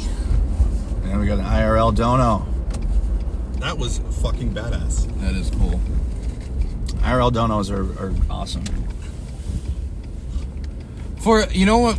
You want to know the sad? My first thought in my head. Yeah, you thought that was an ICE agent? No. For my first thought was, do we look homeless? That was my first thought. So we can't look homeless. We're in a car. We're driving around. It was like the reverse homeless. By the way, Chad, Dylan is filming a documentary, so that's why this feels like an interrogation. Actually. Yeah, I'm deep undercover. Yep, sent by Zelensky personally. Yeah. I feel so bad that I wasn't filming that moment. I didn't film the turn to film him, but I got the money transfer. It's interesting. These are adorable little houses. How many times has that happened? More than a lot. It's just easier for people, especially around here, because they don't want to connect their card to social media, so they'll just give me money in person.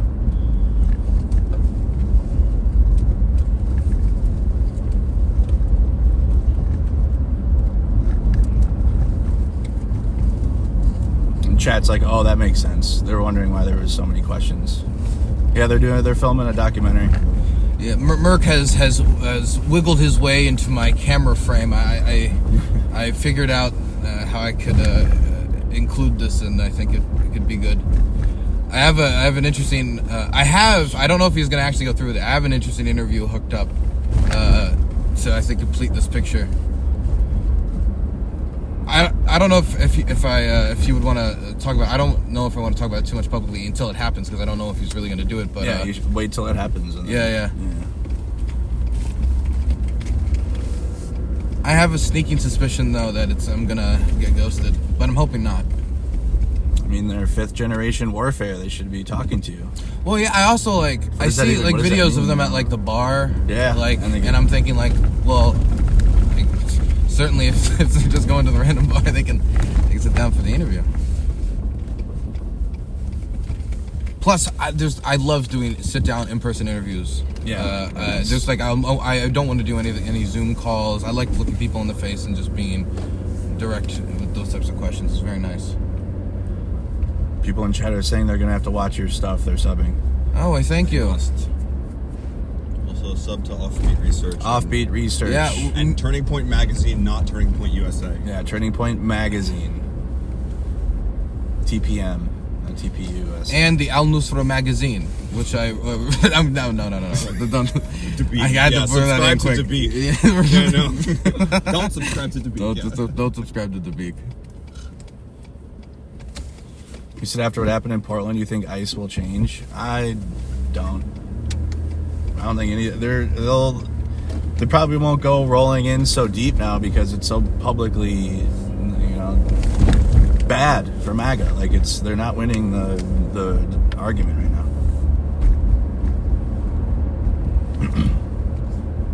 This could be when they get more dangerous, though. Yeah, could be. Because that's like how a lot of, like in Russia, with Russia too. Man, more dangerous. I mean, this is unrelated to the ICE stuff, but cameras off. I can ask freelance questions. Definitely. Man, I don't like this Fulton County stuff. That makes me nervous. Mm-hmm. They're kicking that stuff up again. Why? Because there's only a few explanations for it. All the explanations I can think of is bad. Because if they don't do a coup, they go to jail for the rest of their lives. Yeah, they have to set up the next deal. They're not behaving as though there's going to be an election. None of them. No, they're really not. And also, this is the first time in history that propaganda has been directed upward. Except for the Bavino move was political. Because otherwise, if they didn't give a fuck, they would have kept him here. And but he doesn't change their influence or their outcome. No. It's not a real loss for them. Honestly, I wouldn't be surprised if nobody ever goes to prison or jail. That's why I said I have hope. I could see, because number one, there's a chance that Democrats don't win in 2028. I mean, people have this idea that the ship for the Trump administration can only go downward, but like, this is maybe not the best comparison, but like Syria went downward for 13 years. There's still 13 years of civil war. It's like you can like hold on to power if you really, really, really, really want to desperately. You'll hurt the country. You'll even destroy the country to do it. But people can be that type of, it can be that personalistic.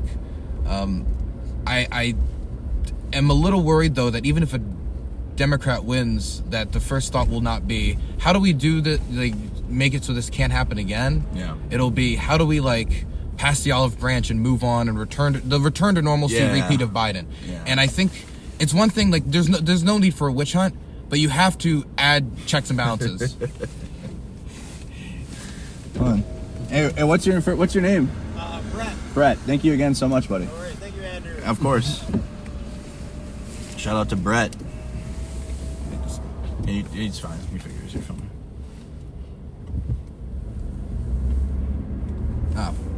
Film button. Mr. Brett with the IRL don't know. Did you get it? Yeah. Okay, good. But it has to be like, for example, the pardon power for the president has to be reduced. This is crazy. You pardon a crypto billionaire who then immediately goes into business with your crypto business? Yeah. Yeah, it's everyone's around here. There should be no pardon power. It's insanity. I don't know if there should be no pardon power, but you shouldn't be able to pardon people who immediately go into business with you. Yeah. Of course. I mean, come on. I really do think that they just, but truly, if they face end of life consequences. Like your life is ruined consequences if the midterms go to the Democrats. Like period. It's because people keep thinking like it's not illegal to target people. It's not legal to target people based on their race. And the Supreme Court can rule that they're allowed to like fuck your wife, you know. But eventually, there is a certain point where people have to say, okay, that's a Clarence Thomas decision. I'd like to see the writing on that. But just specifically Clarence Thomas. If the Supreme Court tomorrow said, okay, actually slavery is still in effect, technically that's our decision, people would go down and say, okay, you're not the Supreme Court anymore. Like there is a limit to how much bullshit and like overt lying people are willing to tolerate. I think, even if it's from the Supreme Court. Yeah, I mean, I am seeing it in the. I mean, it's still hopium for me because again, we can't have a Biden return to normalcy. We have to have people go to jail. So that's just where I'm at with it personally. And at least in like obviously I'm around the protests and the response. Like there truly is like I think a populism around that. But whether or not the government will do what the people want it's crazy. It's like MAGA gets whatever the fuck they want all the time. Oh wow, is this? No, I thought that could have been a convoy for a second because that's how they roll. It's a lot of moms, I think. Yeah. It's nothing though. That one though. Nope. Soccer mom and pickup truck country. Mm-hmm.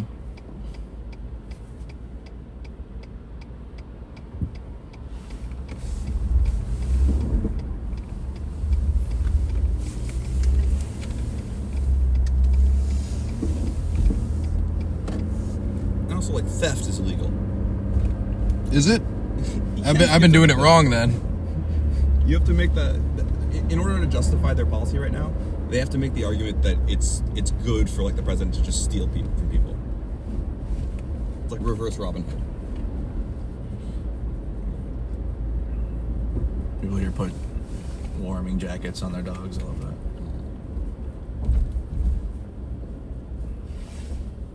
And this might be an observer up here.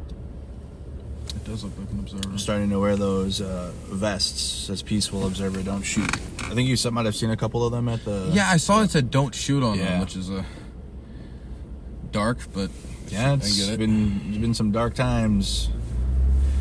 No, it doesn't have the don't shoot part on there, but so you'll see people just on the street corners with whistles and high visibility vests, or like retired couples going up to schools and just standing out there with whistles because ICE goes to schools too, schools and churches, like that's their favorite. ICE goes to schools and churches? Yes, they do. What type of people participate in this type of ICE watching and whistleblowing and I know there's probably different type of people from the those who do checkpoints, those who do whistleblowing. How would you describe the activists out here? Regular people. Like, I mean, they're not like, I'm not saying activists aren't regular people, because they are, but like some activists know how to, they know how to resist. They know how to, like, the proper channels to do it through. They know other activists. They're plugged in better. They know how to organize protests, for example. But a lot of people that are out here with whistles and wearing vests are just like, they're not activists like that. Like, they might be becoming one now, I guess. That's a question, actually. How many of these people out here, this is the first time they've ever done anything? I would say the majority, it's like this is their first time doing something in like resistance fashion of something happening from the government, and they're trying to do something to protect their neighbors or stand up against it. So I'd say the majority. But like, also, Minneapolis isn't new to this level of activism either, because again, we had George Floyd was murdered. You had massive protests and organizations and tons of, they were able to respond pretty quickly and get organized. So, and the Twin Cities has a history of being able to organize peacefully as well. How do you think the Twin Cities does under the under the national spotlight? Because it's been under it a few times. Yeah, I think it does really well. In 2020, we had riots, but a lot of the people came from out of state. And I was out there on the ground filming, and I mean, we had white nationalist groups burning buildings. You had people from Chicago, for sure, were like, because they weren't from here, came and were like smashing windows on Lake Street. But this has been so much more focused.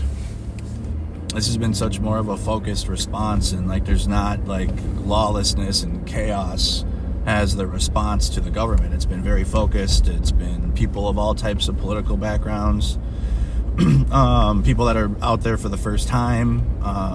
So it's like a whole new landscape. But I think Minneapolis and the Twin Cities have shown the rest of the country how to respond to what people view as a tyrannical government right now. Do you think they've built the framework for other cities to follow? I think so. Between the rapid response groups and the protests as well, like the actual like organized marching and like there you go right there.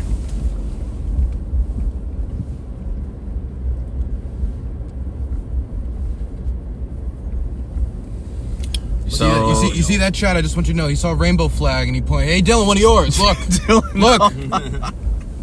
I have to do that for anyone that comes and like wants for murals and shit. Yeah, anyone. It's like, Dylan, guys, that's for you, Dylan.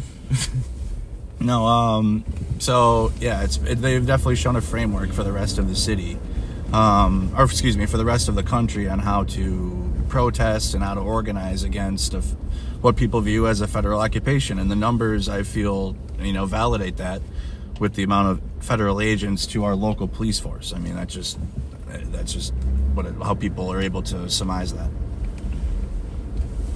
Guys, let's find a bathroom. We will do that now.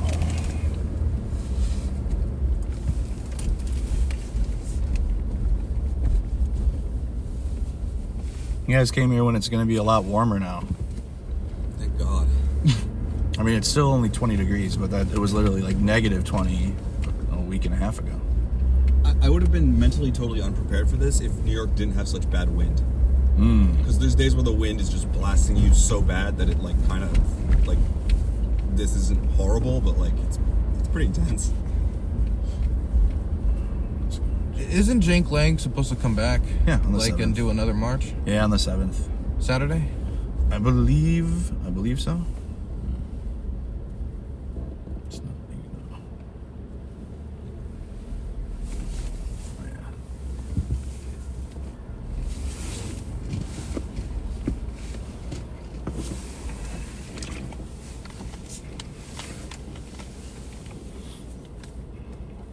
Everybody check into the stream and say hello. Yeah, we'll be out there covering it. These colors don't run.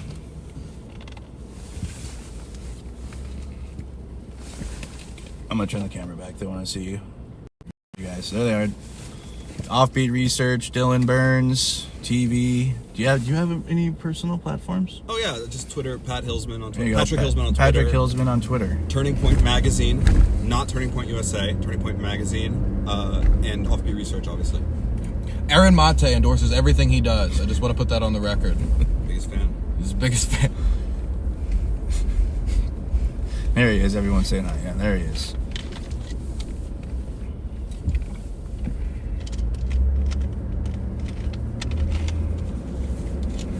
We're gonna take a pit stop. Continue on.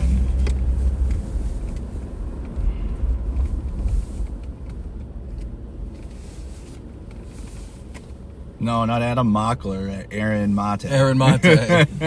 Adam Mockler. You've just been mocklered. Mockler. Honestly, I feel a little bad for Aaron Mate. I do too. You box yourself into that, you can't ever get out. He believes No one will all of ever it. take. I You really think he believes He it? believes all of it. I sincerely think he does. Really? I sincerely feel bad for him.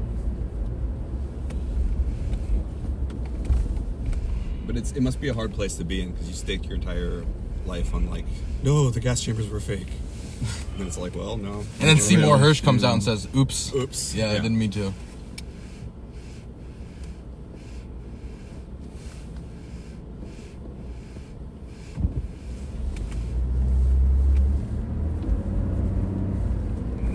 So, are schools out often?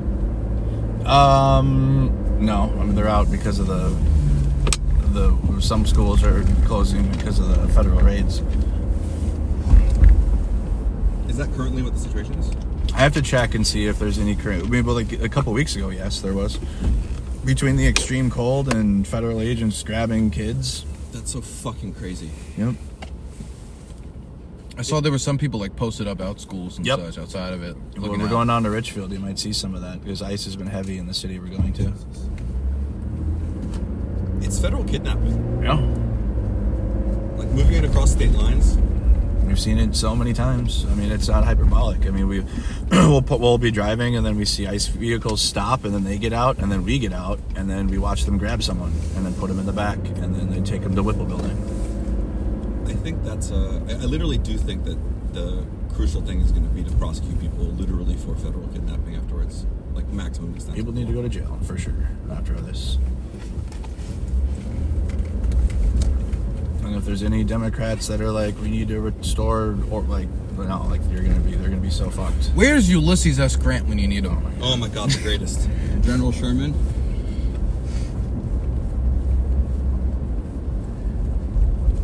Whenever I get really frustrated with MAGA, Just a little corruption to please the honeys. whenever I get really frustrated with MAGA, I like take inspiration from General Sherman. Oh boy.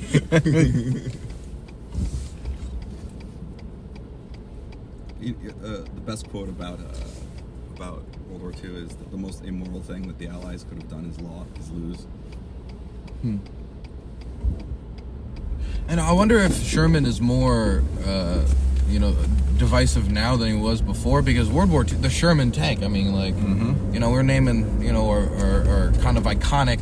It's like the T model car almost of the war for us, and we named it after him. So I wonder if it became more divisive with time due to burning Sherman's burning. The history not hate thing always like perplexed me.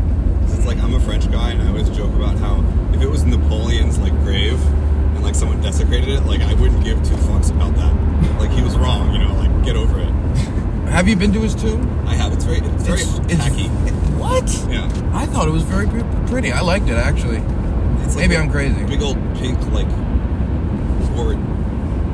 I thought it was quite nice.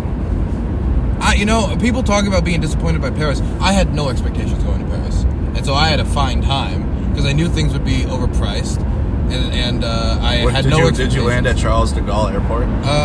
I think so. I hate Paris because of that airport. Why would happen? Like you're missing your flight because you got to get on a bus to get all the way on the other side of the thing, and then you miss your flight like every time. You know what? I think actually And then they keep you there, and then you start chain smoking cigs, and I chain smoked too. I was getting stressed out. it's what happens. I actually got stuck in France at a separate airport. They had to like comp me like. You're like, and then you fall in love with a local, and she brings you wine. They drag you in. Every time. Give you a big wheel of cheese. It's Macron's new policy. We're gonna keep them here. We got to bring these American scientists who are losing out on their grants. Give them big wheels of cheese. I have a great microphone joke, but I'm not going to tell it. But nobody is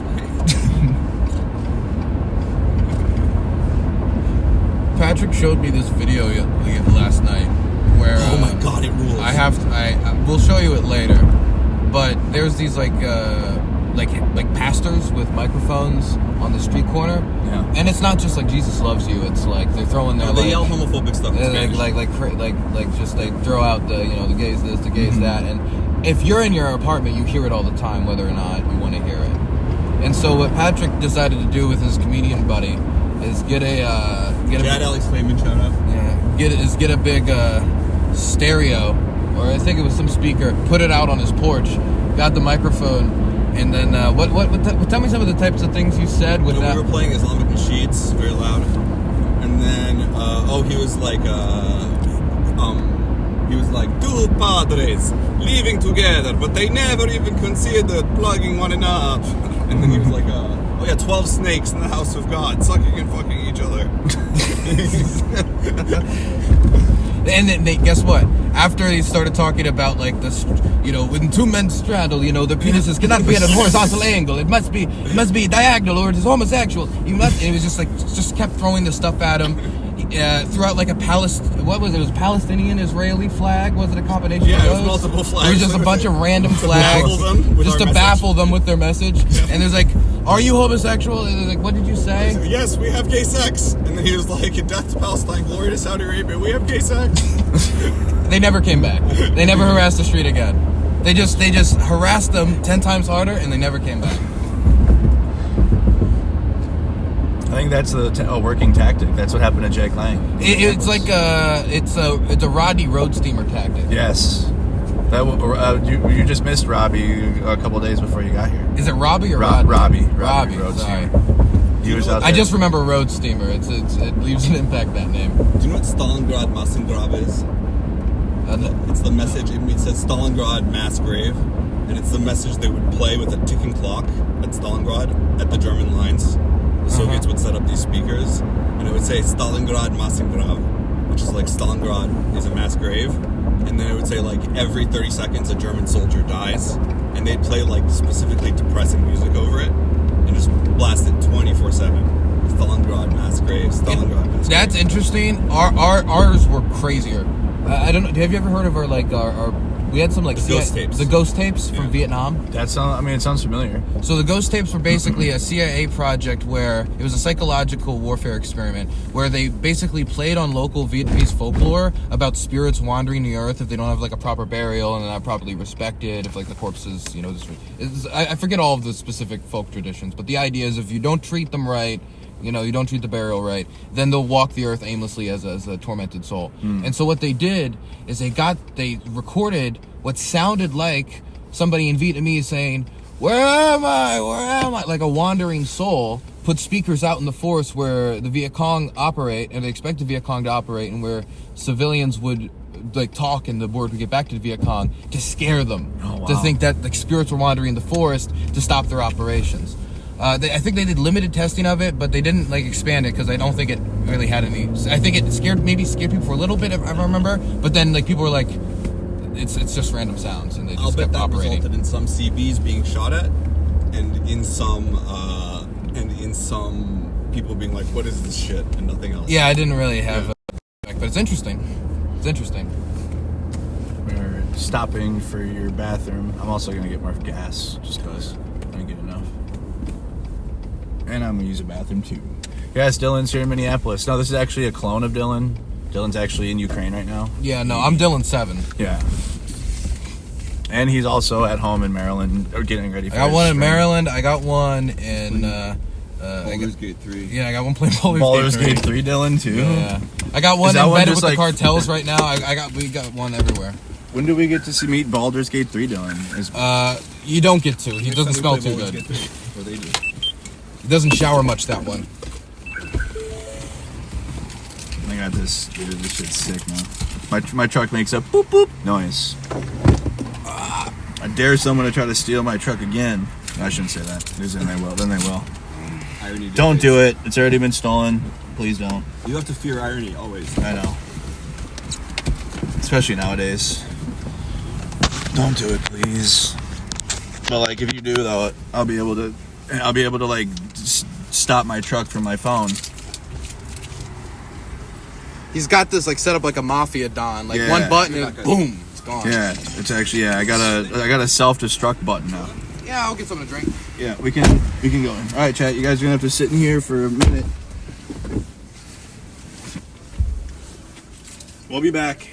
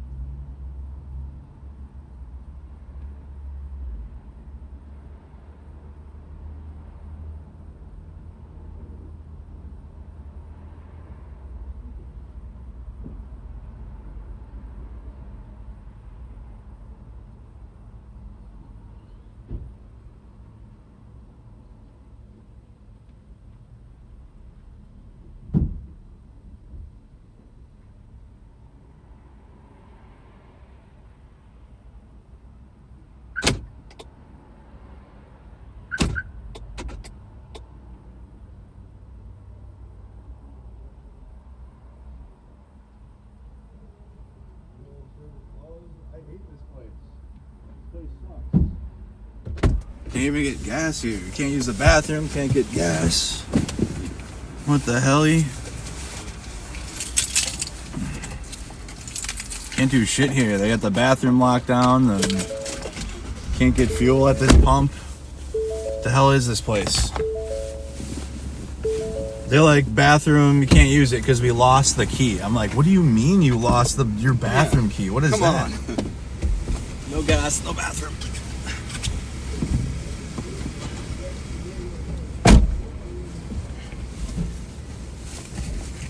No gas, no bathroom. That sucks. What kind of gas station is this? It's an ass station. Yeah, ass station.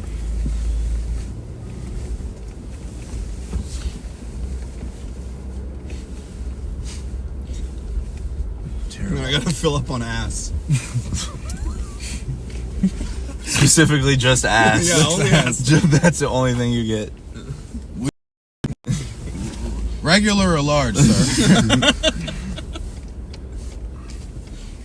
Actually, I'm feeling fun size today. Does that mean small or large? This is Dylan clone number 7. Yes. Actually, no, he's gone. Now which I'm one? Which? Oh, we lost him in the. we lost him in the yeah, back. Yeah, we lost him in the store. We're gonna go right up the street to the coffee shop. What?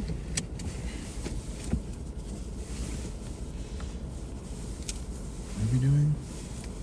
Oh, the Boulevard thing. Yeah. There's a bar in West St. Paul where Jake Lang got kicked out of, and a bunch of people want to go there and eat. Oh, I saw that happen yesterday. Yeah, they want to go there. They want to go there Yeah. and support the place. I wonder actually if I could talk to the owner about it at some point. Probably. Like who this guy was. Probably. Probably cool with it. Interesting. All more reason for certain people to accept interviews. Yes. Mr. Obama. Are you trying to get an interview with Obama? Not Obama. I feel like you probably could though right now. My schedule's a little tight. True. You know, True. I could try to make space, but it'll be difficult. Definitely. Yeah. Definitely. Mr. President, I don't really have the wavelength for this right now. The wavelength. The wavelength is crazy. Mr. President, I'm feeling pretty anxious this morning. Can we just not? Could you could you just like record something like Cameo style and send it to me? Mr. President, I have the ick today, so. Mr. President, your wife gives me the ick. I just cannot interview you. How dare you say that? Michelle Obama is an elegant woman. I gotta say, that was the weirdest long-standing conspiracy theory, was her and Macron's wife both being men. Yeah. And Candace Owens, but they haven't given that one up yet. Big Mike. It's crazy. Macron's wife submitted photographic evidence to the court. That's to counter to counter Candace Owens' France claim. is insane. The way that lawsuits work in France is not the way that it should work. Okay. Ready? Yep. You can probably get it. No, I'm okay on coffee, but I'm gonna get something to eat so we can use the bathroom. All right, chat. We'll be back. Don't go anywhere. Oh, I'll get a coffee. Nice. Remind me to tell them my cool joke.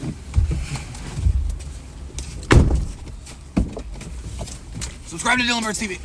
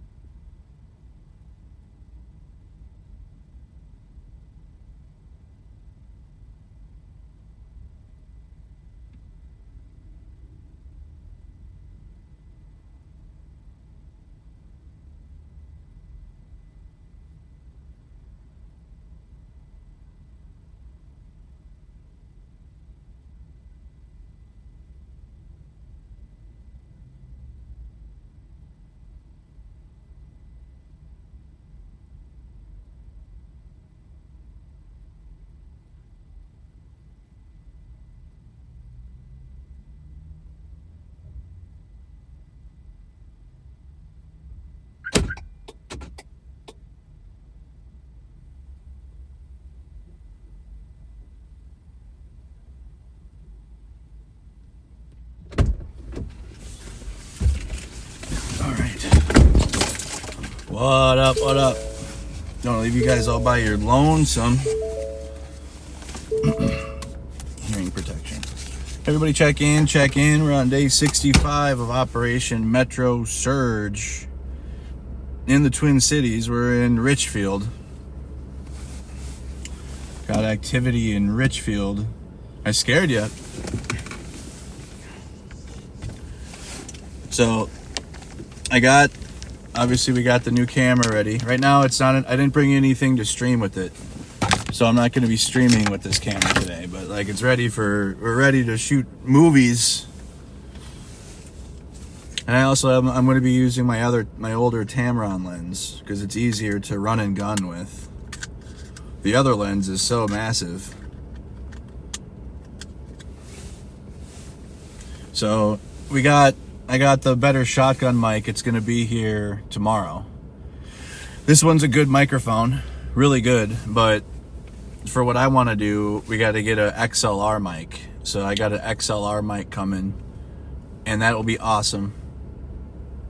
And a couple other accessories as well. And also I have a tripod already for this thing. Well, first of all, I got like a battery mount, and it slides and locks into a battery mount, so then I can just charge it, and like it'll be charging on a battery. And then this tripod I have, like I can move it like it's a gimbal, and it'll stay in place, so that way we're not like... This camera already has really good stabilization, like the best. So you like when I'm moving, you guys are hardly seeing like jerks, and like that's what I want mostly. Like you're not seeing the camera like go all over the place. I don't handle a camera like that anyways. It's mostly like slow movements, but the stabilization is really good. But I got a really good tripod for this as well, so that way we can move it around. And also that other lens will be way good.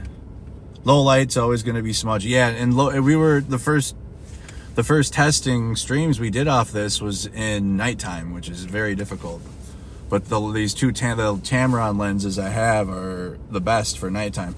This is a 28 to 75, but it's got a 2.8. And the 35 to 150 I have is a 2 to 2.8. Or excuse me, yeah, 2.8. So very good low light cameras. And a lot of the stuff we cover is at nighttime anyways. Back door first. Alrighty. Yeah, they got their pogey bait. Yes. All of the pogey baits. People are so fucking nice. XLR mark, like a wireless lav. No, I don't have it on right now, and I'll show you guys when it's set up, but I have a XLR handle. All right, and then I'm able to plug an XLR mic right into it, and then it's amazing. It's like the best Sony accessory that exists. I have a regular handle on it right now.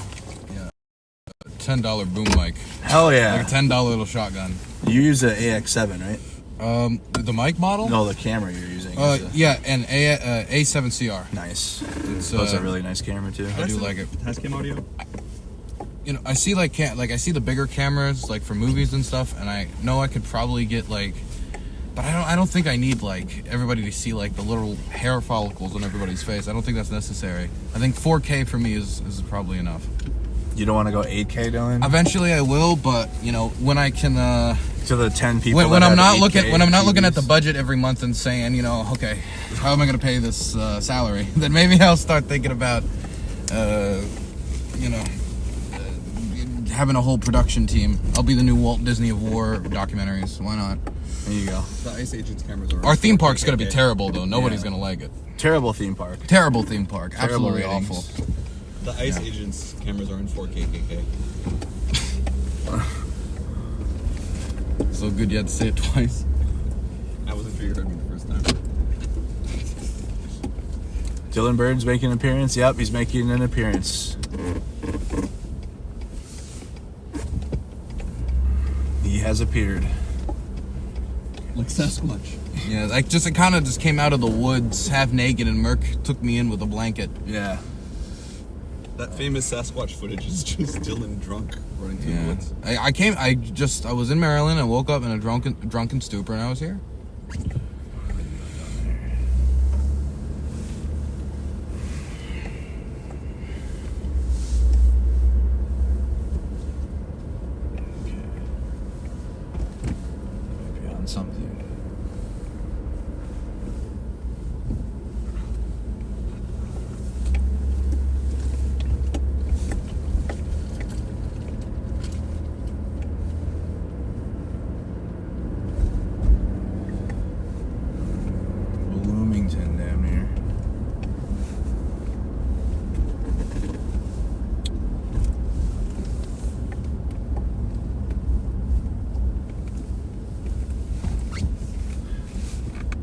What do you like better? Do you like doing this work, or do you like sitting at home ranting at your computer? I absolutely prefer.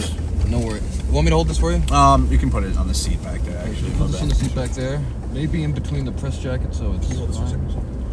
And then the lens cap too. Sure, I'll get that. Do I prefer this type of work? Like, do you mean like just generally? Well, you're doing documentary work right now. Oh, I But honestly, like, even if you were like to do just IRL stuff. I like filming documentaries. Yeah. I feel that my work is meaningful. I feel that I'm documenting something that will be important in a year, 2, 3 years, 100 years when I'm filming stuff at the front.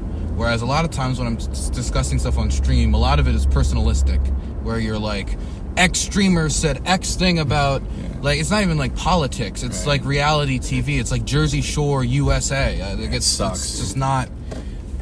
It's not something that really gets passion from me. I'll engage with it because I understand how the game is played, but I think I'm starting to engage with it a little more with distaste. And I have no room to really say that either, because I hosted debate panel shows and like engaged in it. But the more I did that, the more I realized that while I even got some enjoyment out of it, because I'm a human being, I enjoy drama just like the next guy, at the end of the day, it wasn't something that gave my life meaning. Yeah. And so this, I think, gives my life a lot more meaning to me. And so I think I prefer this. Yeah. But I do still like streaming. I like talking to my community. I like the little community I fostered at Dylan Bird's Live. So I.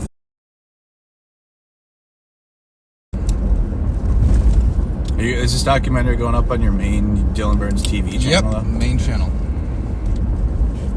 It's a full documentary. What about you? Yeah, I like this way better. Well, I'm still more stream focused. Like, I have equipment to do better filming, obviously, with that camera. Mm-hmm. But yeah, I'm trying to do documentary live streams, to be honest. That's why I have that Sony cinema camera, because like I want the stream to look like, like high quality documentary film, but like it's a live stream. I don't know. I'm trying something with it. We'll see if it works well. I can't do that with every situation. Where I can't stream everything, obviously, which is why I'm learning how to do proper filming. Yeah. And then have my S-Log, and then I can go in there and do my own color grading, and like I don't know anything about that, but I'm learning it. And that's different. And then like blurring faces, right? If I want to do something a little bit more underground, if you will, obviously we can't stream that, and I'll have to protect people, and so like blurring people and like all that. So yeah, I wonder if I went your path instead of I went to Ukraine first, where you were involved in the protests of the USA first before we went to Ukraine. I kind of shifted to primarily doing my on the ground work on camera instead of live streaming. I wonder if I went the other way, I'd be much more into live streaming these types of events. But you want to know why I'm not live streaming these things while I'm here? And this is connected to the question I asked you earlier. There's just so many people doing it. Yeah. And I'm not saying that your work, I think, is, of all the people doing it, I think you're, from a local perspective, you're consistently going around. I think you're getting some of the best raw material out there. So this isn't directed at you. But when you've got like 10 people getting the same vertical Instagram live stream shot onto their personal channel, it's that's not, who are you helping? I mean, I'm raising awareness. It's like, I mean, you could also just kind of, you could do it from home. Yeah, you could do that from home, or you could like repost somebody else's stuff, or you could try to show a different angle. If there's 5 people showing the same fucking goddamn and plus it angle, sucks up the cell connection too, which is why I switched to LiveView. Dude, I couldn't stream J6 for that reason. Yeah, I would get close to the building, and then assholes stream into their personal. It's better than indifference, media. though. It's better than indifference. Yeah. It's better, yeah, of course. Yeah, that's true. That's always true. It is better than indifference. I agree. It's just, I don't know, man. I just think of like all the human capital that's wasted. Get the coffee. Yeah, here you go. No, you're not wrong. Like what if those people, instead of like live streaming that, like the 5 of the same shot, they just moved and got maybe not as good of an angle, but you're concentrating on other people, or you go to a different event that might be happening at the same time. They're not. They're not. Their people aren't journalist brained though, like that. They're not. They're journalist pilled. Yeah, so they're social media pilled. They've been fed and bred by the algorithm. Yeah. And like I just have to stand in this spot, and like I can. I mean, before George Floyd was murdered, I already made my own documentary about the Army, and like my time in Alaska, and like I kind of had a little bit of like amateur experience in filming and interviewing from that, because I was like, I'm bored. I just want to film what life is like up here, and I made a whole half-hour long little documentary. Is it still available online? Yeah, it's on my gaming channel though, because I didn't know what the hell I was doing, and that's what I uploaded it to. So yeah, it's on my gaming channel. It's called PT Belt, Life in the 539th. Have you gotten any gaming in? Yeah, well, barely once, like one session this whole time. Because I just don't feel like it. Like I get home and I want to go to bed because we're busy. Like we had to wake up early as hell. I was up all last night. Like I don't have time for video games anymore. I want to play like Total War Shogun or like something. I want to, but I don't. But I'm just script writing or sleeping or something. I was grinding my 2K player, but that was off stream though. And like that's just like something to distract my mind. Like I'm not playing. Like I'm not locked in. Like I was watching how to set up my XLR mic while playing 2K. I was playing a Ukrainian like pirated GTA 4. I mean like a legal version of GTA 4. Like I've been playing that a bit with my boyfriend, but besides that, that's about it. Yeah, there's no time right now. It's really busy. Not that I'm definitely going to go back and stream gaming and do that because it's a good escape and community building thing, and I love gaming. But we be busy right now. My problem with gaming streams is like I always feel like I just wanted to play it alone, like and not talk to anybody. Like every time like I stream gaming. Playing narrative-driven games have helped me get over that because I was the same way when I first started. Because like I'm trying to play, like I don't want to talk to people, but playing story games have helped me with that because then I'm like reacting to things that are happening, just like I would a movie. But I just talk it out loud instead of keep it in my brain. I play a lot of like boring map games. Right? Oh, people love watching that though. Like you talk like Hearts of Iron. Total War, yeah, Hearts of Iron. Yeah, people watch that. All the Paradox. They watch it. Remember how many people watch us play Civ? That's true. Played that for like 12-hour session or whatever that was. That was fun. I do like Civ. Maryland local game, Baltimore.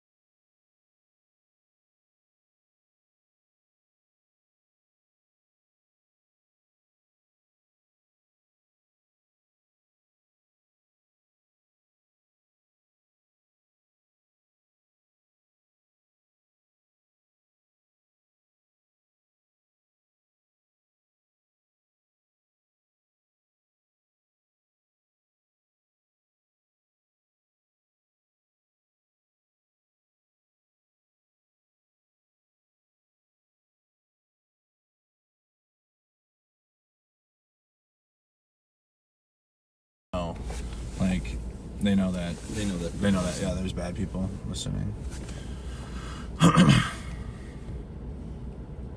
No, I mean, have people tried to listen to ICE comms? No, I don't know about it. I don't know about that.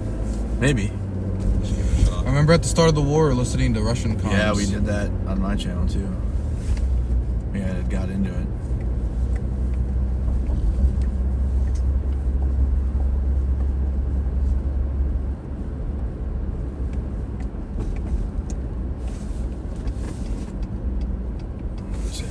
Go say hi to our friend.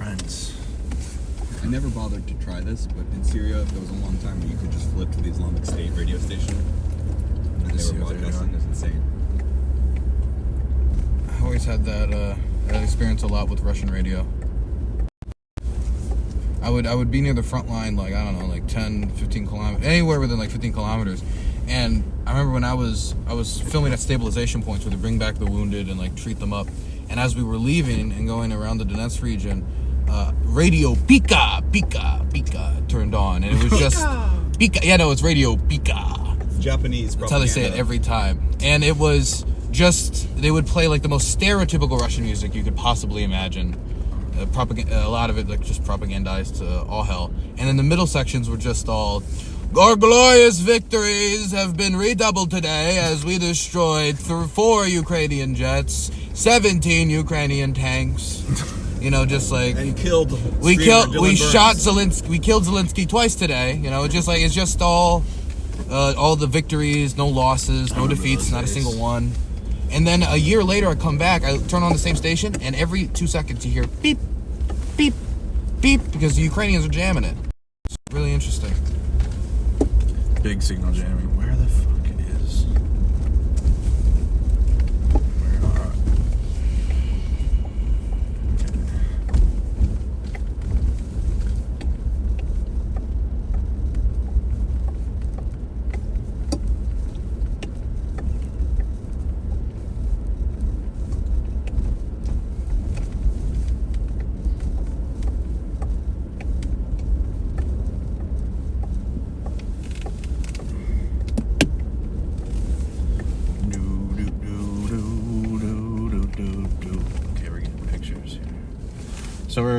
So we're in Richfield right now.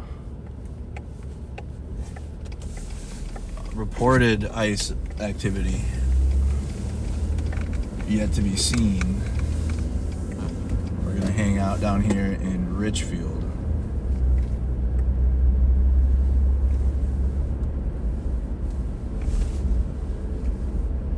Radio Pika. Radio Pika. We couldn't help but listen to it every chance we got. Of course. But then every time we go up to a checkpoint, we switch it over to like, you know, Fortress Bakhmut or something, you know.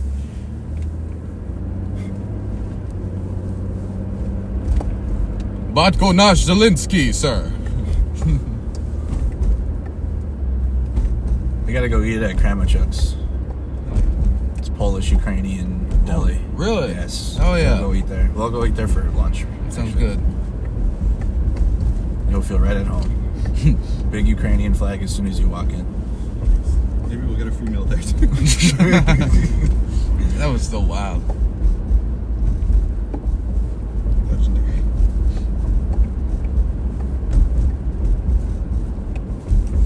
I almost felt like it was like a plant, because it was like the first store we stepped into as we just land off the airport. And immediately just gives us a free meal.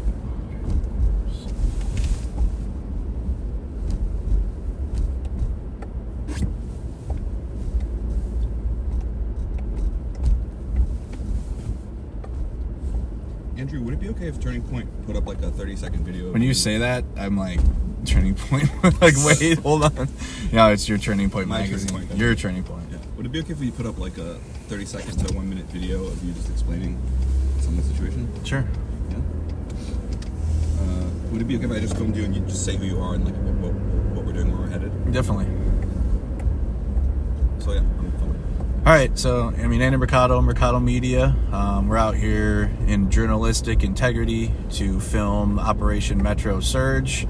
It's been going on for 2 months. We're now into the 3rd month, and all I do is, I have a live stream going, and I just stream my home state, driving from city to city to go film reported ICE activity and ICE raids. Not here to stop them, not here to impede what they're doing. I don't support what they're doing, but I'm doing journalism, so I just got to film. And we're in Richfield, Minnesota right now, and we are responding to potential ICE activity. Doesn't mean it's true or not. We just go and check on it, and if there is, and we do journalism and film it, and then post it to social media for everybody to see and see how they are. How did you first end up like filming them? I started last year. Well, first, I mean, I cover domestic protests in the U.S. I mean, I've got experience now with some war reporting in Ukraine, not like full embeds, but like I've gone and delivered aid and been, adjacent to a lot of it. But, I started covering the ICE raids last year in Broadview, Illinois, in Chicago, in Portland, Oregon. And I feel like this is just carried over now into my own home state. And so I'm just doing the same thing I did last year. I just go and film and stream and then tell everybody what's happening. Because also, there's been a lot of false narratives. And the president called Portland, Oregon a war zone. He called it like World War II last year was actually the quote. And so I just went there simply to show that it's not World War II in the streets of Oregon. And then also any false narratives potentially about my own home state that were inevitably going to happen. I wanted to make sure I could counter that with actual documented live stream or footage of what's actually happening. So part of the series that we're doing is View from the Ground. Mm-hmm. So we're trying to get different perspectives of people who live in the places where conflicts are happening, where important issues are. So what do you think people on the outside might be missing? What would you want people in a shortened version to know? The full extent and power that the federal government here has had. It's been more than what I think people understand, with the levels of force they're able to use, the lack of accountability when they murder someone, the amount of facial recognition technology that they're using from both the FBI and DHS. It's been really bad. It's like Patriot Act 2, MAGA Boogaloo, but it's way worse. With Palantir and freaking Peter Thiel and AI, it's just gonna be horrible. Is that sequel how the Boogaloo Boys got their name? I don't know. I think it might be. It might be. It's the only reference to. Yeah, this is bad. Boogaloo, it's really bad. I mean, it's been pretty localized to the Twins. I mean, it happens in every ICE raid city, but they've used all of their powers right now in Metro Surge. Have you known people that have been taken? Yes, journalists. Georgia Fort was just detained. She's a local journalist here, multiple Emmy award-winning journalist. The same day Don Lemon was arrested. Obviously, Don Lemon's a national figure, so he get a lot of the attention. But Georgia Fort was also detained for doing journalism at the church, and also some influencers I just know. But in terms of a journalist, yeah, Georgia Fort was detained and taken to the Whipple building. She was released the same day, thankfully, but now she's got a federal, battle to have now, and it's all just distractions. Do you think that the mayor is perceived as this unity figure? Is that maybe a little naive? Yeah, he's not a unity figure. He's cuck. No, he's not. I mean, he's the first mayor I've ever seen get booed out of his own city. That was crazy. People don't like Jacob Fry? No, I mean, establishment libs do, of course, but the community don't know, because he does establishment shit. Omar Fateh, who ran against him, right? Yeah. Do you think if it was a Somali American mayor, it might be even more intense? Is there maybe is his whiteness protecting the city by default? I think that could be, and I think he's even alluded to that and referenced that, but he just sucks. I mean, he said some good words. He said fuck, get the fuck out or whatever, and that was hype for an hour.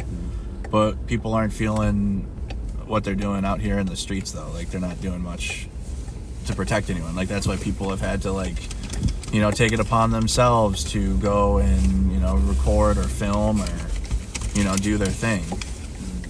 Because our government, even though as blue as it is, it's super, lived up, Democrat. It's they're not doing much beyond press conferences and strongly worded tweets. Do you think there's a space? Do you think there's a place for international solidarity, or is this kind of America's going to do it? No, I definitely feel international solidarity. Especially, it's easy for me to say that though, because I have a worldwide platform. I have people that watch from all over the world. So, but I think not just me though. I think the rest of the world's watching how the United States is acting right now. for both geopolitics because of like our threats to invade Greenland and Canada. We've cut off Ukraine basically. I mean, we have our own. We're trying to do imperialism now, I guess. So the world is kind of watching everything America's doing closer now. It's wild the shift when you go to Europe and you talk to them about America now. Yeah, I bet it's not good. Thank you so much. Because like when we went to Kyiv, it was like, oh, an American's here? Like, this is 2023. American? What are you doing here? And now I bet you they fucking hate us. Honestly, I've never got any negative. I mean, there's always people who are like nervous about cameras and stuff. Yeah. I've interacted with those people, but I've never had people like condemn me for my country. Everybody's seemingly taking me as an individual. Mm-hmm. But I do get asked about Trump quite a lot. Oh, yeah. A lot. I did and too. It's always like, don't, they're always like, don't, it's on camera, but they're curious. They're fascinated by, how this guy got in there. I would reveal to them, like, the American gene that somehow elected him. That's what I remember too. Like the last train home in 2024, it was like a babushka and another Ukrainian woman, and then me, and they were asking about Trump and like the whole thing about MAGA and like, are they gonna win? Because obviously they knew it was like MAGA already made a pro-Russian position, like well known, like they were gonna cut Ukraine off, and it's destroying American taxpayer money to support Ukraine, and like they knew like about all the narratives, so like they were very concerned about MAGA taking over. And then which I mean is the reality now. I mean, they're not getting help at all from the US besides the sailed weapons from Europe, and then Europe gives them the Pearl program. Yeah, that thing. So I will say the CIA under John Ratcliffe has kept their talons in pretty tight. They've traded a lot of information about not only like, oh, here's where the refineries are. The important part was telling them here is the vital component that they have nothing to replace. Well, you can take out this one part and the whole system doesn't work, and that's what keeps them down for months. The CIA did provide that information, and they're also providing information on the Shadow Fleet. But outside of that and the Pearl program, that's basically it. European contributions, not only in financial aid, which is like 3 or 4 times more than the United States, but in now weapons aid is now larger than the United States, which... There's a good side to that to me. I mean, it shows that they're continuing to support, but the reason why isn't because Europe has surged so much. They have surged a tiny bit. It's because America just completely stopped dead in its track, so they're just not gaining. It's like you're in a race, and then you stop. Yeah, they're going to overtake you eventually. For me, I don't want our ability to defend ourselves as Europe to be contingent on being entangled with like the genocide in Gaza. Like, I want us to have our own independent weapons that have nothing to do with those people. Well, I think going through Europe, so many European defense contractors are engaged with the Israelis as well. Is that right? Tons of European defense contractors. Tons and tons and tons. I know the Polish are. I mean, it's not just the Polish. I mean, I'm going to be the Danes, the British. The Danes still? I don't want to talk too much, but I talked to some defense contractors there, and it's, I mean, 1 second. It's there. Yo.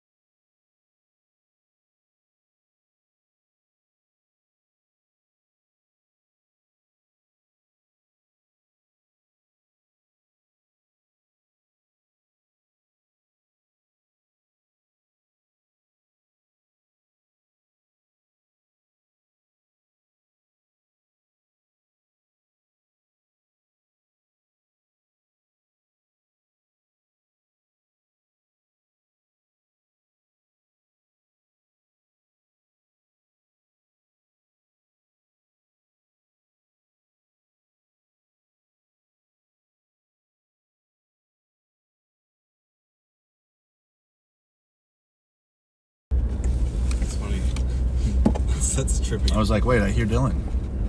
Oh, the clones. Yeah, it's Dylan's clones with John. And that's how we're going to invade Russia. There's a million Dylan clones. It's going to Mickey 17 it. With rock music.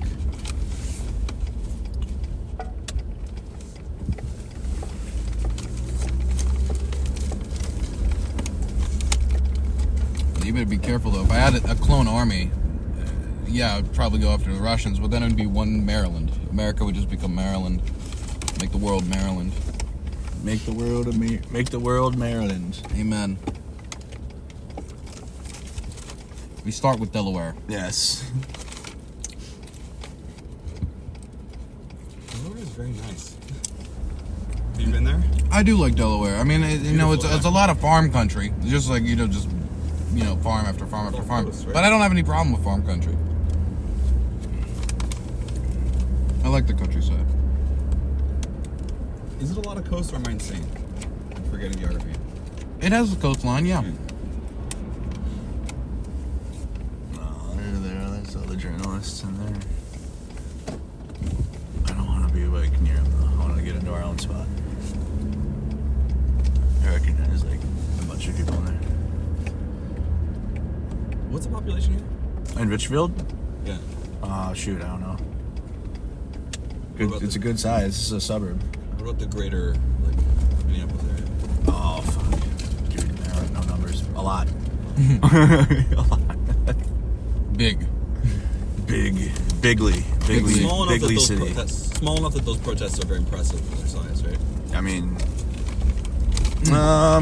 actually big. They're big. They're mad. Like the protest, like especially Friday, there'll be tens of thousands of people. Okay. If the president said that this is like a war zone, it's like World War II. Oh God. Is this more of a Iwo Jima or a Stalingrad? Oh my God. Well, I mean, you could look at it like the Nazis when the Nazis crossed over and tried to take the Soviet Union in the winter. It's kind of reminiscent of that. So is Jacob Fry Stalin? Yeah, Jacob Fry is now Stalin. Wow. Yep. He learned from Mamdani actually. Comrade Mamdani. One of Mamdani's secret underground training camps. Jacob Fry was the first volunteer. Yeah. Of the first Martyr Brigade. 40K in Richfield. They're saying 40K. I want to get to a better position. I don't want to be in the same area where everyone else is. We'll go over here. They're in a good spot though, that's for sure.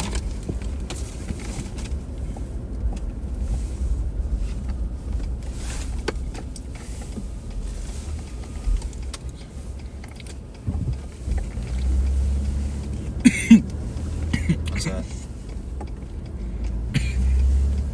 No, not ice guy. No mask. That's so crazy that you can identify law enforcement by the fact that you can't identify them. Yeah. If it's not a masked goon-looking figure, then If he doesn't look like he could disappear you in the night, yeah, then you probably then you're in the clear. That's the thing that probably makes me most uncomfortable. It is the idea that somebody could have the ability to enforce law over you, but you can't identify them. You can't see their face. Yeah. They just disappear in the night.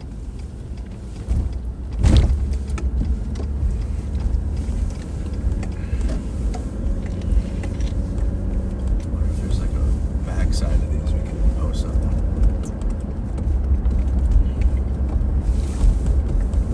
Guys who stormed D-Day, no, they don't need no mask. Yeah. Guys, all those people who were operating in Afghanistan, they don't need no mask. I knew it was cooked in the right when they started flying their flags at half staff for Charlie Kirk when he was killed. I was like, it's cooked. This is done. Like, They controlled the free speech narrative. They would have controlled this free speech narrative for 10 years if Trump could have controlled himself that one day without going after Kimmel. Like, it's insane.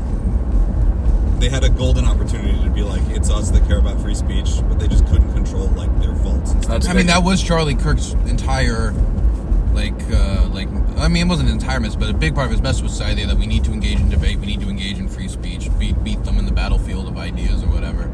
And then Trump immediately goes out there and starts going after their broadcasting licenses of news companies that don't like them and targeting Jimmy. So it's a real narrative L. It was a real turning point, if you say. yeah. Which just goes back to what you said earlier, is that they're not acting like there's going to be another election. Yeah. The conspiracy theories that have sprung up around Charlie Kirk too are like a psychological, fascinating thing.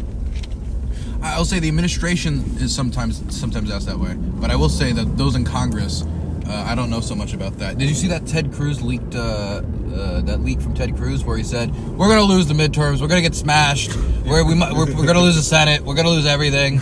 It's entirely the administration's fault. He's just out there. Oh my God, what a leak! Finally, he's telling the truth. Finally, if I had a chance to speak to Ted Cruz, if I was a journalist, I would say, when you're burning in hell, Oh God, because of the children you murdered, when you're burning in hell and you're with Satan and Hitler, do you think you'll think about the fact that Trump called your wife ugly? Do you think that will be on your mind? And you're burning in hell for this man? Patrick, tell me how you really feel. I think he'll try to grift his way out of the burn pit in hell and try to say, "Hey, devil, I'll do work for you." Yeah, ain't no grift in hell. I'll tell you. I'll tell him how great hell is, and it's all just a psyop. And hell is actually the real heaven. And you have to pick yourself up by your bootstraps. It's interesting that online for a while there's been this you've probably noticed it, there's been this ultra-right trend to think that Trump is literally the Antichrist. Mm-hmm. Have you seen this? I don't believe it. No, I don't think he's the Antichrist. No, I don't. I'm saying that, some elements of the extreme right now believe that Trump is the Antichrist specifically. Oh, no, I have not picked up on that. Yes. I wonder if that's going to have an impact on anything. I think it already is. There's a really strong suspicion that the guy that took a pop shot at him did so because he thought there was some Epstein shit going on with him. The guy who grazed his ear. Yeah. It's not a definitive answer. Yeah, there's a reason they talk about that dude a lot less than the Charlie Kirk shooter. Well, I don't know about why they do that. But Well, no, I mean, it's because if the ideological usefulness of somebody being a murderer is not useful, they're not going to sit around and talk about their politics or their psychology or anything. it reveals a lot, though, because it's they had a shooter that allegedly shot him because of his transphobia. So to them, that's a perfect example of a leftist going violent. But their own internal hate is so strong that they can't even handle that. That's not good enough for them. They need it to be a Jewish conspiracy, or it's really insane. Seeing how they've reacted to something that's pretty obvious open and shut case. It's interesting. It's hard to know what amount of conspiracism on either the left or, of course, in this case, the right, is derived from they have to have the enemy be as bad as possible for them to motivate themselves to get out of bed every day and keep doom scrolling or keep posting or keep doing whatever. Sure. Or it's people serving their own algorithmic needs where they know the most hyperbolic things they can say is the best thing they can say for their careers. Yeah. It's very strange, though, because I almost feel it's a new backstab myth. They've done nothing about Gaza, these people, and then now that they're suddenly realizing it's a genocide, their reaction to it is just to be anti-Semitic as opposed to actually change their politics. Yeah. The right is super divided over Israel. They're just super divided in general right now, I think, too. Did you see the cover of I think it was the New York Times, or I don't forget which, but it had two sides, and one was a bunch of red-colored, supposed to represent right-wing hands, pointing in one direction to the right. The other one was all the blue hands, supposed to represent the left, and they're pointing in every single possible direction. So I think the consensus right now is the left is more divided than the right. Really? I think so. I mean, that seems maybe online. And I don't know what the left is anymore now, because I've been covering the resistance to Trump now, I guess, since he was inaugurated, and it truly is like boomers are out there, Gen X is out there, the youth is showing up too. I don't even know what that means. So, because I understand it's easier to find online, it really is. And in offline though, I don't even know. Yeah. I think because right now it's almost to where if you're against Trump, you're left. You're on the left now. Even conservatives. Radical left. Yeah. I mean, when you poll Republicans, very few of them actually have broken with Trump yet. It's independents that have seemed to make the biggest swing. I think more probably have than will admit it. Do you think it's... I think so, too. Oh, my gosh. Back in 2015, part of the reason why Hillary polled so well, according to some people, like of course, I'm not a pollster, but some pollsters said, is that there was a shyness about saying you wanted to support the man who said build the wall, right? Yeah. People didn't like the social stigma with that. Do you think it's possible that in some communities the reverse has happened, where you don't want to, say like, I'm with...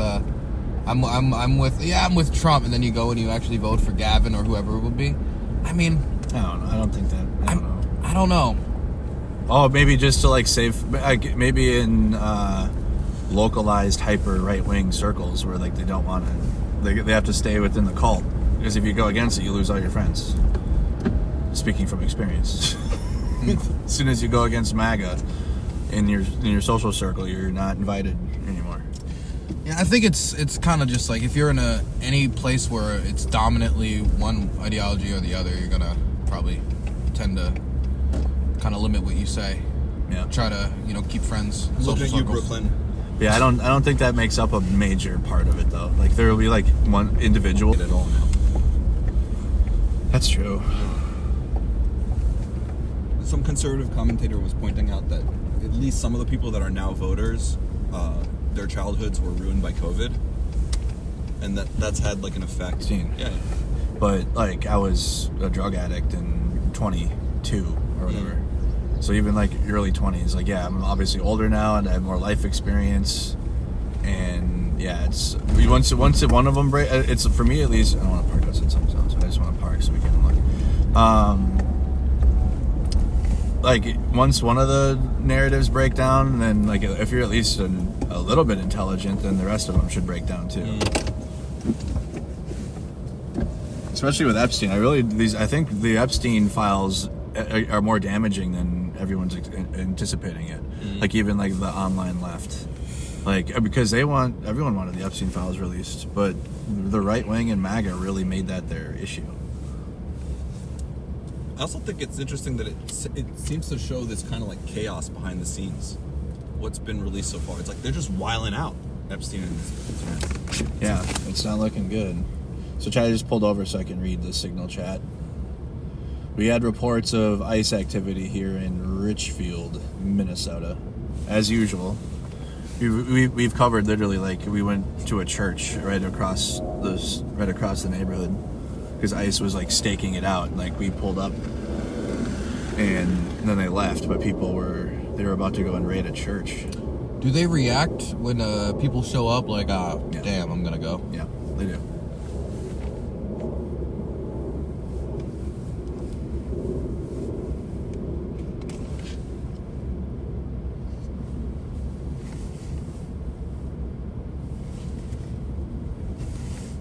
They're on their own private little John Wayne movie.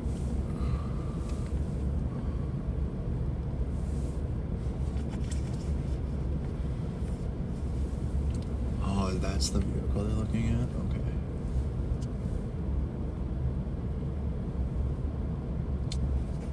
I think because this is covered already, because there's other journalists, we should go to a different city. Looks like St. Paul's. Let me see if St. Paul is busy.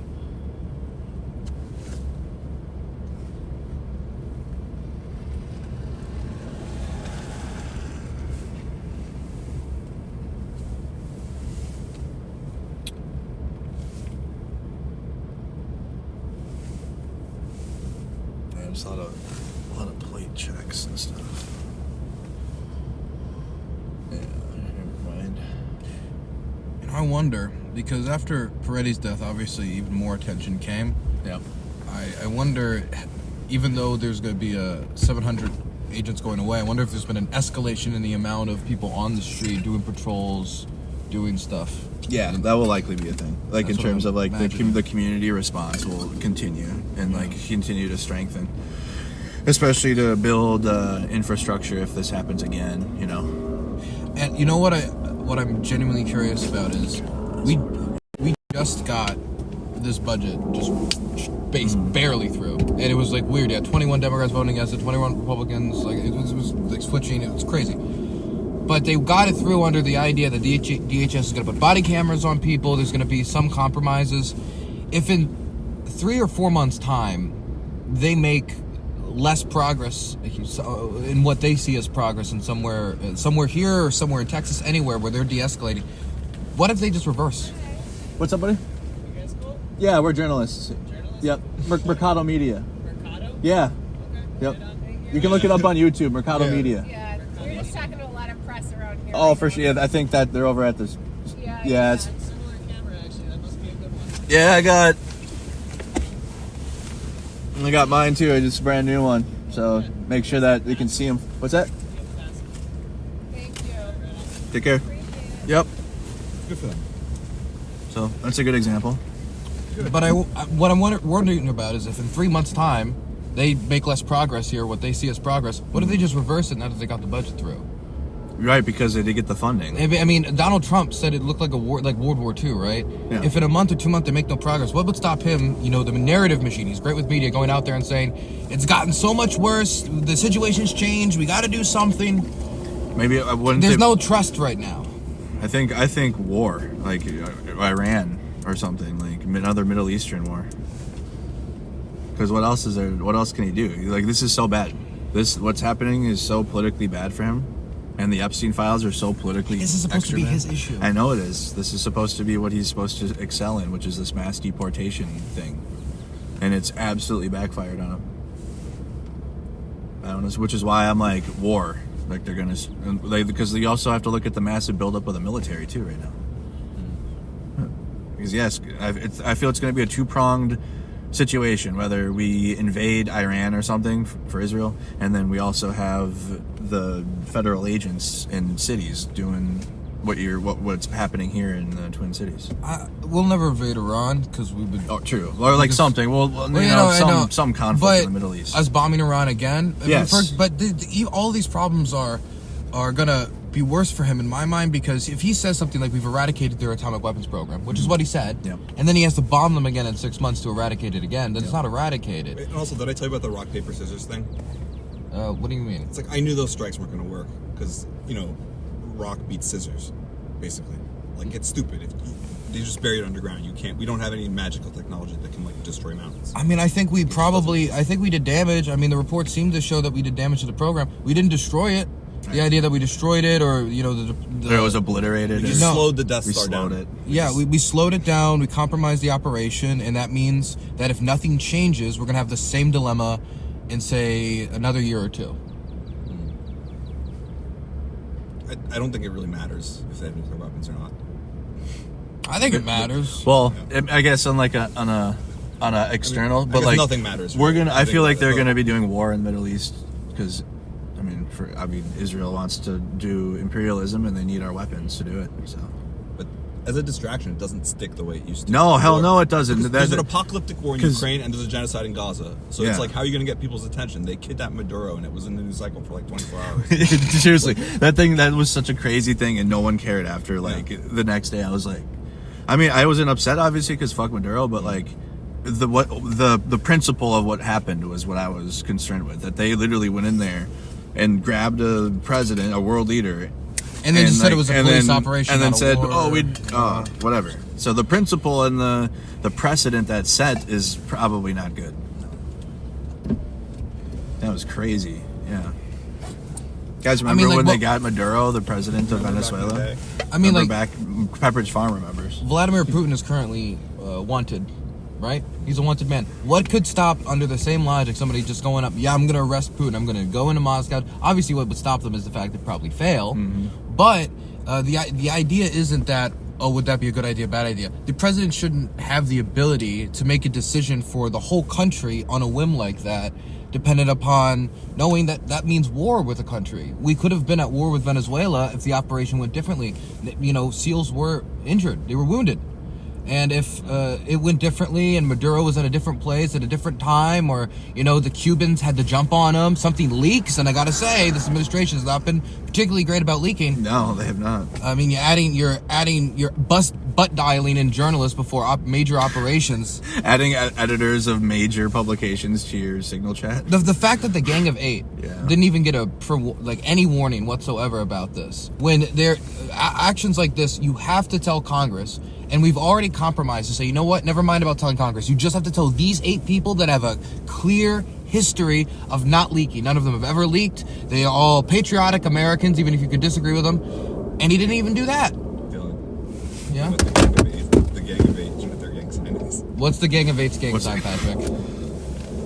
That's the King of 8 gang sign. You're doing MS-13 symbols. It's an 8. You just did an MS-13. There's gonna be screen caps. It's gonna be put on. It's gonna be put out Mercado there. Antifa. That's the new Antifa terrorist symbol. Right now, I'm looking at information. You guys are just.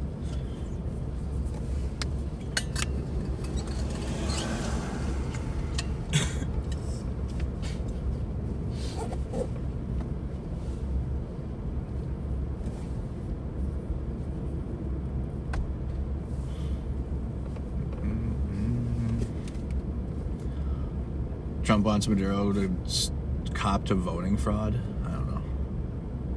Stop talking and go to the protest. What do you mean go to the what Where?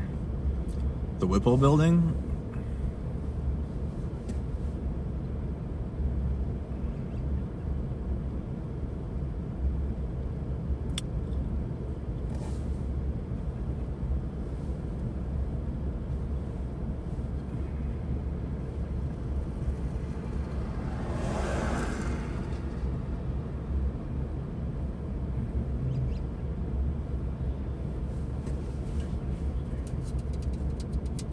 Everybody put in the chat where you guys are watching from.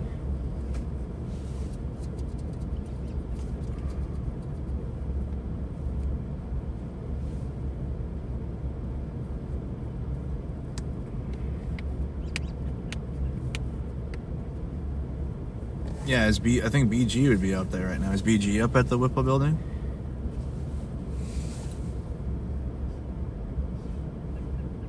No. We could always drive by and go look at it. Do you know what type of protest is going on there? There's just like a constant thing. People go up there. Oh, okay. It's like a constant protest if you want. Is it a laid-back environment, an intense environment? It looks like the West Bank. Let's go up there. That's how you rate it. Well, you'll see all the fencing, and it looks like we're driving in a trench. Unrestricted light weapons, 4 stars. Dude, I gotta say, seeing that drone at the music event, it was like I was filming and my eyes just went. Oof. Oh, we should talk to the guy that was filming. I messaged him. Oh, you did? Thank you. Yeah. Rotate this around.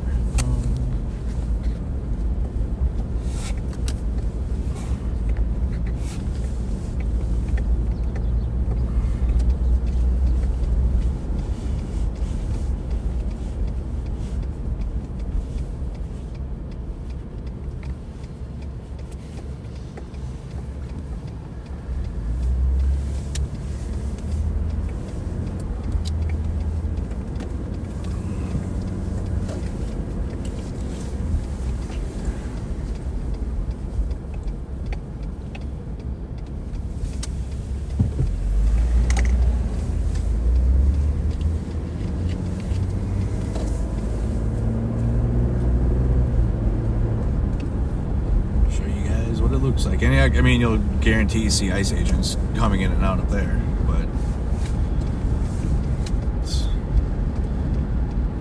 we came here for you can't camp the spawn point. We did that like in December watching it, but it truly is like you're just sitting there watching the building. And then every once in a while, see like a head poke out. Yeah. Go, oh. They even have the fence up in the one spot I used to sit behind, so you can't see back into it.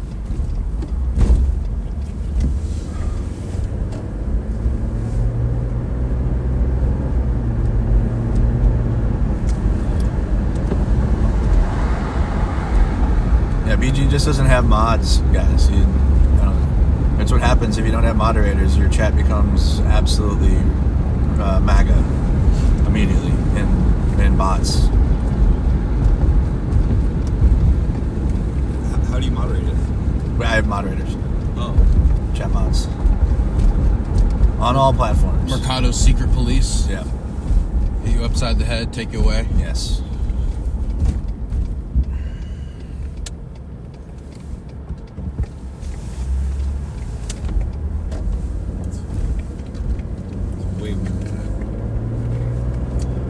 it's going to get even warmer. It'll be like 30, 40. Oh, this is like t-shirt weather. Yeah, compared to what we've had. This is real nice.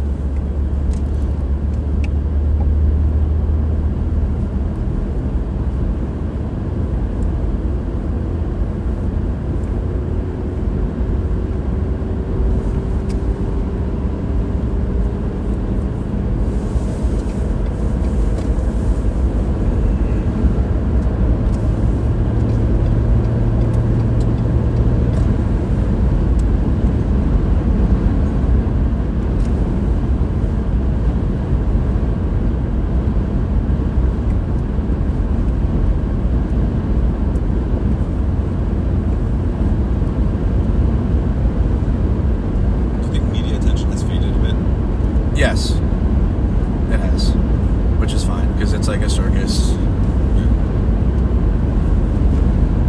But people still come back and forth, though.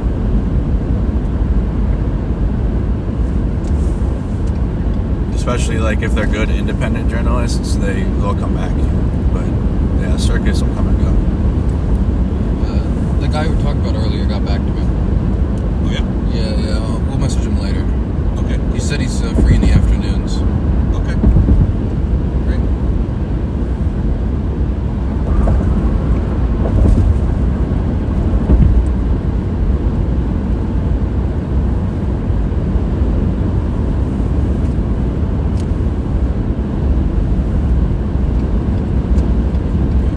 I was saying earlier that part of the problem with how the Epstein files have been released is that all the bad stuff was front loaded. You know? Mm-hmm. Like we already knew that he abused kids and stuff like that. And so now all the stuff that's getting released is like what shape his decor in his house was, or like how big his pool was. So it's like all it's really doing is like adding window dressing to like the legend. You know, honestly, when I look at Jeffrey Epstein's entire character, he kind of reminds me of a pole user. Doesn't he? Yeah. Or like a chud. It's not, I swear it's ebophilia, it's different.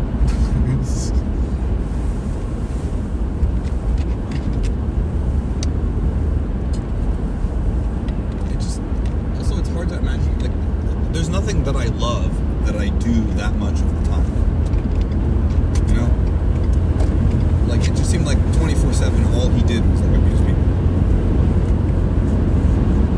Like, it's a man who's taking his hobby to the absolute extreme. It's like, well, it is. He did that, and then the other half of the time it was somehow getting the most. I mean, the people Bill Gates, for him to have the fact that he was cheating on his wife with a Russian that true? Is that prostitute, and then According to the got vaccine releases. an STD, and then gave that STD to his wife. What? Oh my gosh! Yeah, I wonder why Melinda Gates and he got divorced. Makes That's sense. crazy. And the fact that he went to Jeffrey Epstein for help on that? Wait, is Why that- would Jeffrey Epstein know that? Is that in there? It's in there. It's in the releases, yeah. No, really? Yeah, yes, Oh that's my God. public.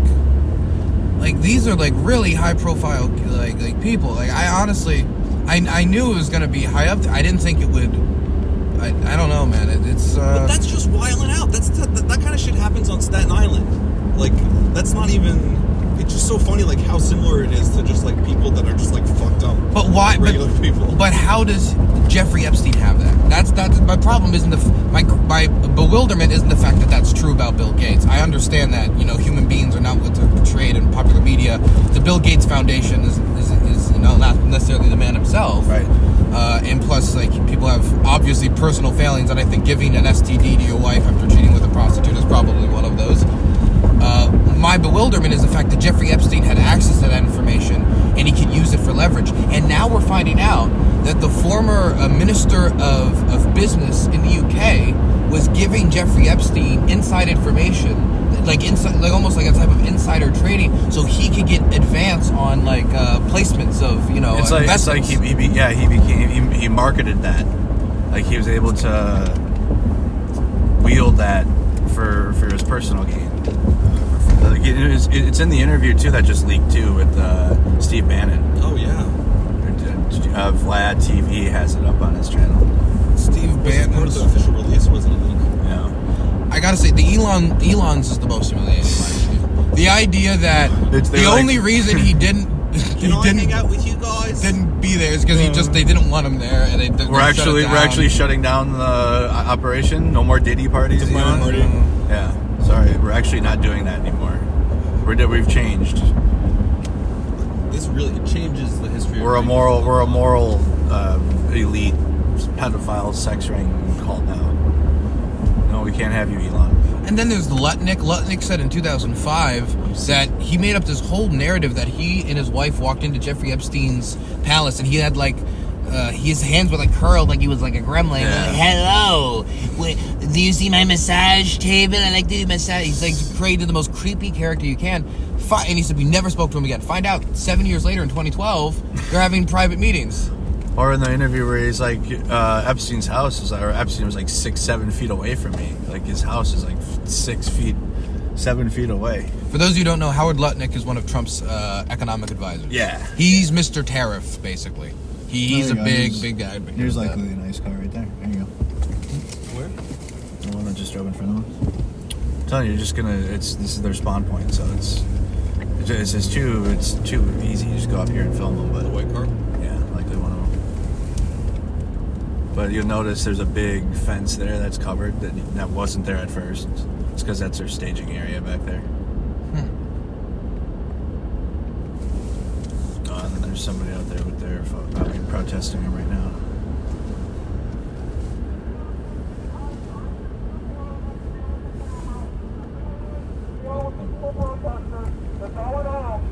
And we can totally get out too if you guys want to. The other side will have more people.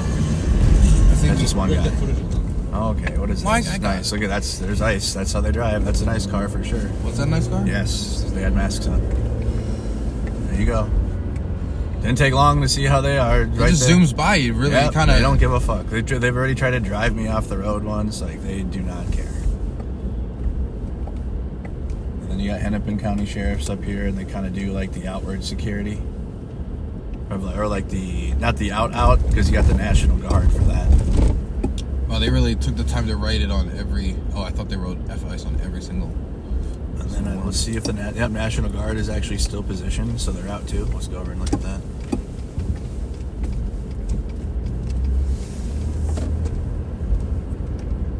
But they're not doing anything but trying to stay awake in those vehicles. There's actually, there's probably a lot of. They're in waiting, right? Yeah, they're put on. And then they get replaced. Then they might be getting replaced right now, actually, because that van will go and bring them anything they need. But there's the National Guard still there. And they're also positioned over here. But they're doing nothing but just staying warm in the truck. They're not making themselves present or anything really. Are they here from the governor? Yeah. Yep. So these are the ones with the vests. Oh, Yep. I see one of them with Yep. the reflective vest. They've handed out coffee and donuts to the protests before. It looks like there's a little crowd over here. We'll drive past it and come back and park maybe and then walk over.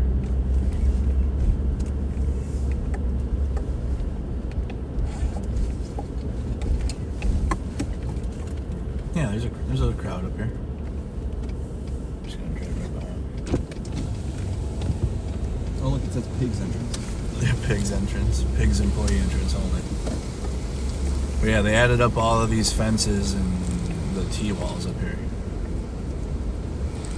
And it's okay to wave at them.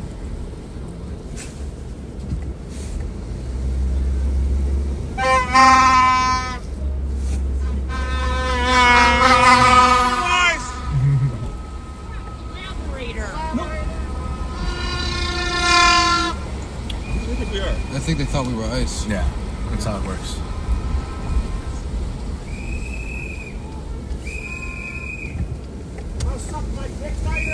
Sure. Come on!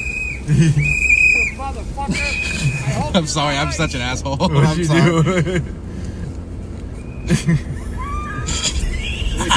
You can't be East Coast here. I think you're. I'm sorry. I'm you're East Coast. I'm federally- sorry. That's my immediate reaction to anything. That's why, man. I'm too used to war reporting.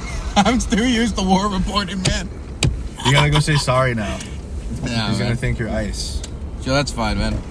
They do that to every car that drives by, so it's fine. That's fine. I'll shake his hand. It's Can I funny. film that while you do it? Yeah, sure, man. That's funny. But good. I'm glad that that's. I mean, I'm really glad that that's how they treat it. Yeah. It's straight for the fellatio, though. Straight for the home. Yeah, he was like straight. Like he wanted. You know. I need a receiver. It's immediate. It's on site here. Like if you even so much as look like you are ICE or like you have an ICE looking vehicle, you are. It is cooked. So you got Hennepin County sheriffs, like they'll sit there, and then they even have like another one up in the. Don't we want to? Up in there.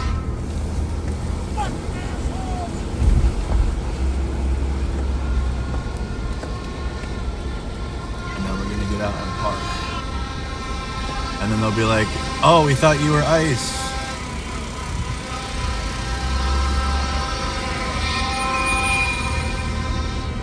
I'm really glad. Do you want to tell the chat what you did? Because they're like wondering what happened. Oh, so they have no clue what happened? No, I didn't turn the camera around, so. Oh, yeah, well, I got on my camera. Basically, they were all yelling at me, and one dude said, "Suck my dick." And I said, "Sure." And he said, "Yeah, do it then." And I stuck out my tongue, and I made like an oral. Oh, no. I made like an oral, like, movement. That's activist Eric. You could probably interview him. I'll watch your live. Oh, thanks, Dylan. Thanks, Eric. Said I was watching your live. All right, now we get to go say hi to all those people That was just my first instinct. I'm sorry, man. I'm Maryland. It's okay. It happens. That's why people from New York, too, had to get That's how you make it in Baltimore, man. Suck my dick. Okay. Not to mention, That's why they're kind of afraid to try with New York, honestly, because it's not Minnesota nice, you know. No, it'd be savage. And what type of ICE agent has this type of long hair, man? I don't know. I never seen no. It's just if you drive by, they're gonna. You never know what kind heckle of you. goons they're getting, what kind of filth. Here, Yeah. this is yours, right? What is mine? No, that's his. You taking your camera? Yeah, well, this is my camera. I have it on me. check it. Yeah. How much battery do I have? I got 40%. Oh.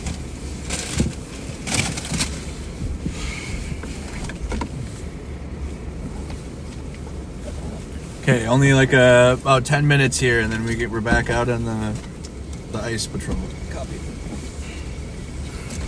Only 10 minutes of protest. Just kidding. Do you need your camera? No, I'm okay. I don't need it here.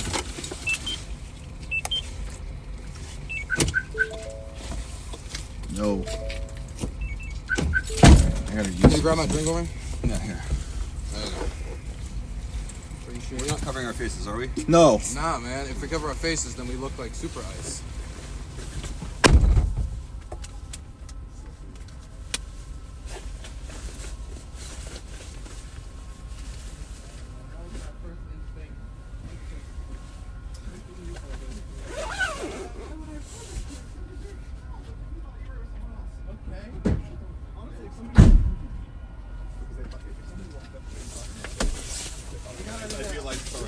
I'm a career, you know. So once I suck your dick, I take it because That's not good. yeah, I'm a little bit of a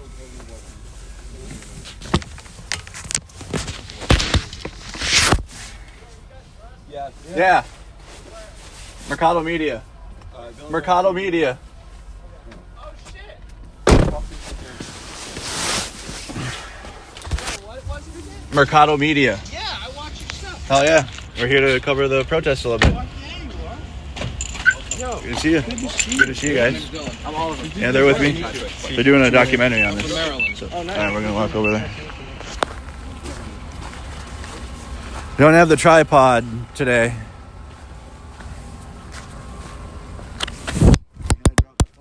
Hey, good Pelican case. Pelican case for the win. Not on the tripod. They got vuvuzuelas up here. I hear them.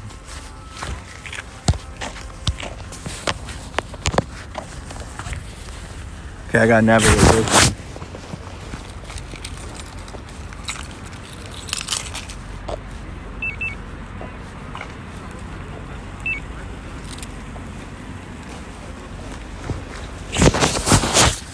Okay.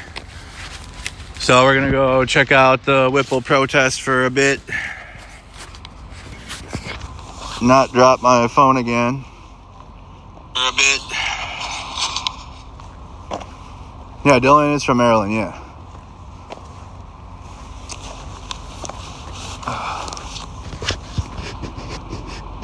Oh, okay. They're just talking back there. We can go up.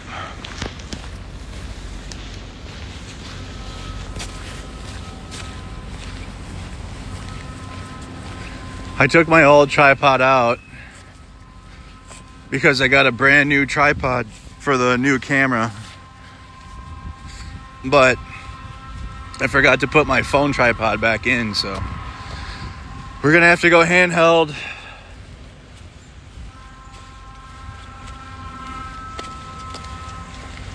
But this is like a constant protest, you guys. Like, I mean, there's always gonna be people up here.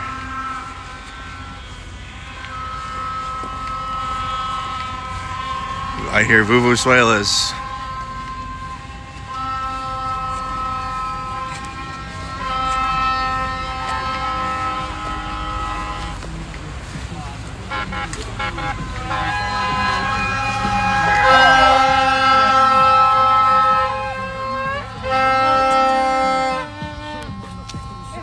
Hello. Hello, Nick. I'm headed out. Hey, Mark, how are you doing? Good. Tell him you were actually one of our friends, not one of our enemies, and we quit swearing. I already told him. I already told my friends that's how it goes. Yeah, it's just how it works. It's a nice truck, though.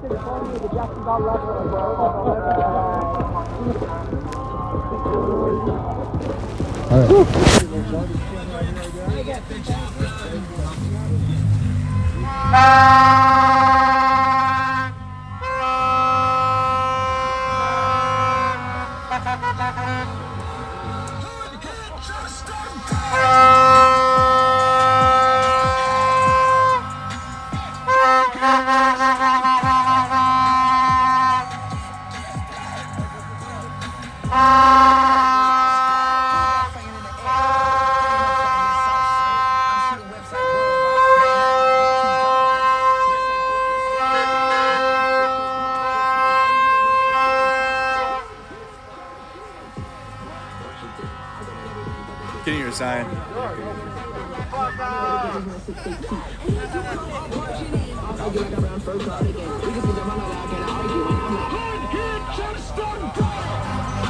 Awesome, thank you. Yeah, let's get the other side too. DHS CBP ICE for murdering, lying, Are you Harley. the 700 agent? Get sent home today. Are you the 700 agent? Go home. Are you the 700 agent? Go home. Got it. Thank you. Heck You guys are yeah. cowards. You must got the letter in the mail say that you have to go We're getting home some shots on the today. real camera too, y'all. Losers. The 700 agent dropping your rental cars home. Pack up your keys and go home. You're the 700 agents going home today. Haha. You must got the letter in the mail say that you have to get the fuck out.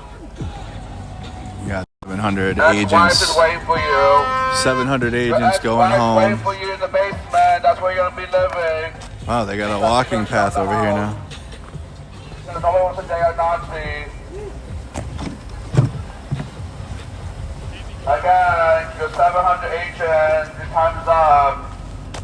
Your time's up. Your ex-wife's waiting for you with the papers. Alright, we're in free speech zone 2. Your ex-wife's waiting for you at home with the papers for divorce. Your ex-wife's waiting for you to get the papers to sign because you're a Nazi killer. Cover up with the 2 people who you shot. Nobody wants today a Nazi killer. Time to pack up your bags. Thank you. Nazi killers go home. The divorce papers are waiting for you to get signed soon. Signatures are waiting for the judge. The judge is waiting. The judge is waiting. You can fast agents are filming as well. I need one of those. You got like a new camera. I wish I got one of those. I couldn't do both at the same time. That's not an agent. It's a regular person. Are you the one getting sent home too? Officer, You're at the I think the judge wants Venezuela your papers squad. signature signed from your ex-wife, so she can take over the house while you live in the basement box. Officer, alright, 700. Are you the 7? Oh wow, that's so illegal. You might be the 700th person. So they're filming They're filming the crowd as they go by. You won't miss us. That could be why we were You're gonna miss us so much. You have we to were fucking mistaken take for photos ICE of as us. well. You must miss us that much. It looks like they film when they're driving past. Aww. Are you picking up your stuff and pack up and go home? Are you packing up your bags, getting sent home because you're the 700th person getting sent home?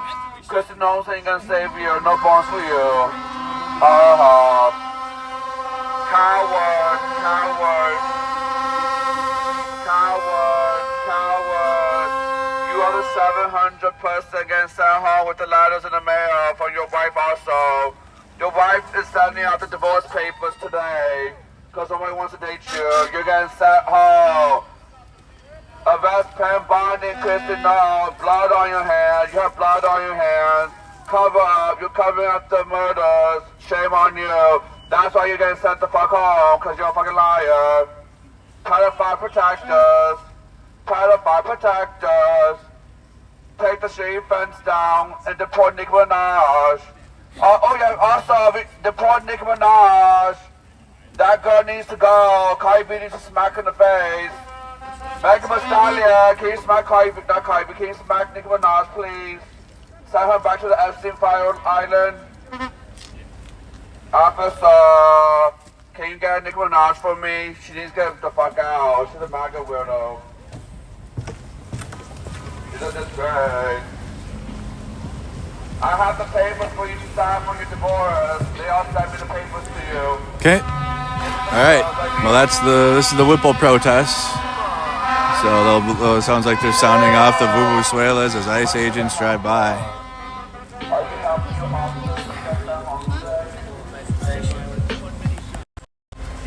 All right, have a good one. So we get back to what we were doing, and people are out. Got some footage on the good camera. Yep. Thank you.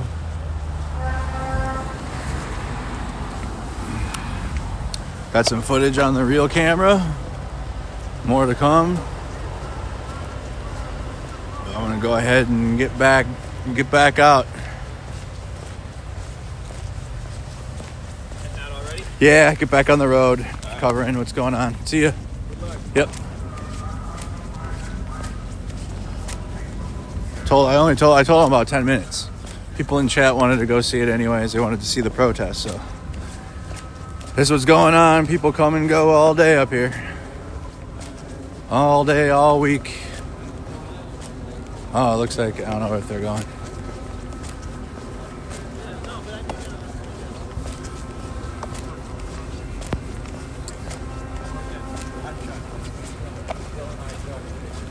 You guys going over there still? Yeah. All right, go do your thing. Me Ukraine questions. I'm gonna go talk to chat. All right. Okay.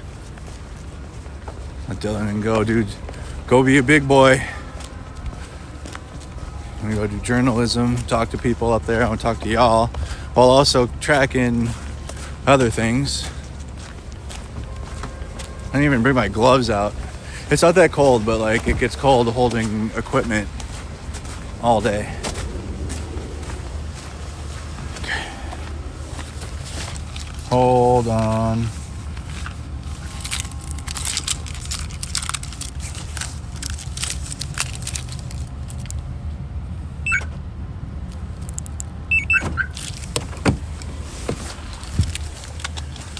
Goo-doo-doo.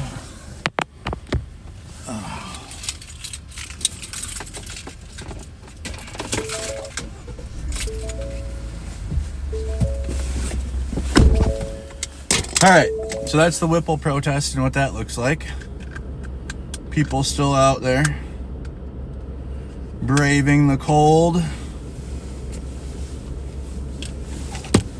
Pull this out some. It's not as cold as it was, but it's still pretty chilly. Pull this back out. Well, California, that fence and barrier kind of tamp things down. Yeah. Well, I mean, there's still a bunch of people that go up there. It's just not really, no, your freedom of movement is very limited. And for me, I don't want to be in a pinch. Like, it's a pinch. Like, I think it's perfect for a small crowd that go up there and then they're blowing their horns or whatever. But, like, to have a bunch of people go up here now is probably not a good idea.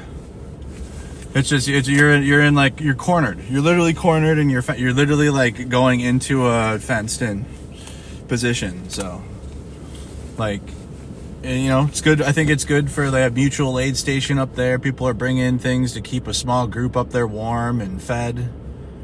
But in terms of like massive marches and stuff or whatever, you know, like we've seen, I don't think this is the place to do that. It's just not. I mean, you can see the fencing up. There's T-walls up. Like, it would take 3 seconds to kettle anything if, like, they wanted to end the protest for the night, which we've seen. Like, they'll kettle you and start detaining even if there's no violence or whatever. Or, like, there isn't, you know, no one's throwing anything. They'll still kettle people. Like, they're just standing out there. Or, in weeks past, people would stand out there and they got tear gas. My recruiter, shout out to my recruiter, he came out. I'm not going to name him. But he came out just to see what it was like and what was going on, and he gave me a water, I think, or something. And then 2 seconds later, feds come out and then gas everyone. So he got gassed and hit with pepper balls, probably. Does Minnesota need more mutual aid stuff? Always. Always. Probably down at the Alex Pretti Memorial, up here at Whipple Building, and South Minneapolis in general. St. Paul needs it too as well, but there's more of a infrastructure that I know more about Minneapolis. Could you leave your car? Could you follow a car leaving Whipple to a raid? Would that work early on? But not. I mean, we never really did that anyways. Like unless it was a big convoy. But even then, like when you're doing journalism, you don't want to get in their way. Because you can't. I mean, well, you can do whatever you can, whatever. But we don't want to get in their way, so we kind of have to. We'd have to wait for it to get to the scene that they're going to before going and reporting on it. But some people that are, you know, tracking it to go and blow whistles or whatever, they've been doing that. I think a little bit less since they've become a lot more aggressive towards observers. But I think it's still happening. Tom Homan said that chasing and interfering with ICE needs to stop. Okay. That doesn't mean shit to me. It doesn't mean shit to me. Who could we contact to remove the Hilmerson? I mean, it's probably, I don't know. It's probably the state. Or the federal government paid a contractor to do it. We watched them install the fence. We watched them do it like a couple weeks ago.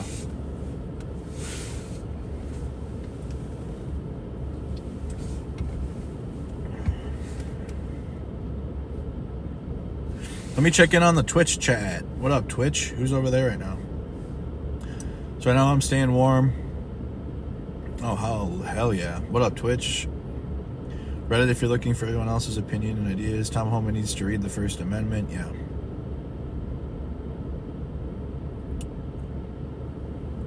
What up, Munchies? What up, Lizzie? Bop and Wop.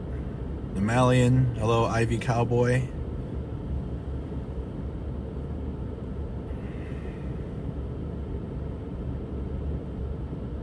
You're over there lurking in the Twitch. They're over doing they're doing their thing. Am I going to be at the state capitol for Jake Lang? Yes. Or wherever they're doing their next humiliation ritual. Yep.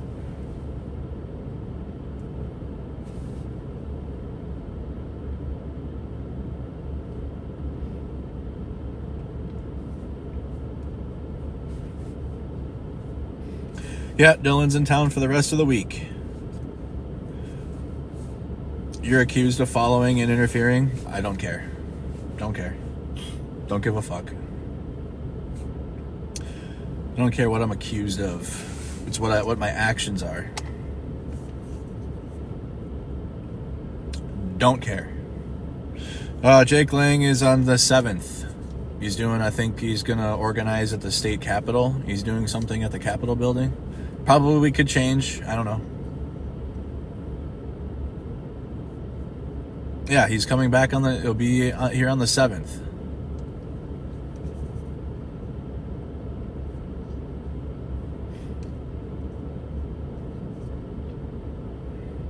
Just watch his posts. He posts out where he's doing his next events.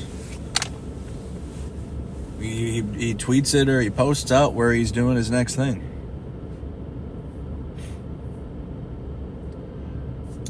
Did you hear the new Flowbot? No, I don't know what. No, I have not.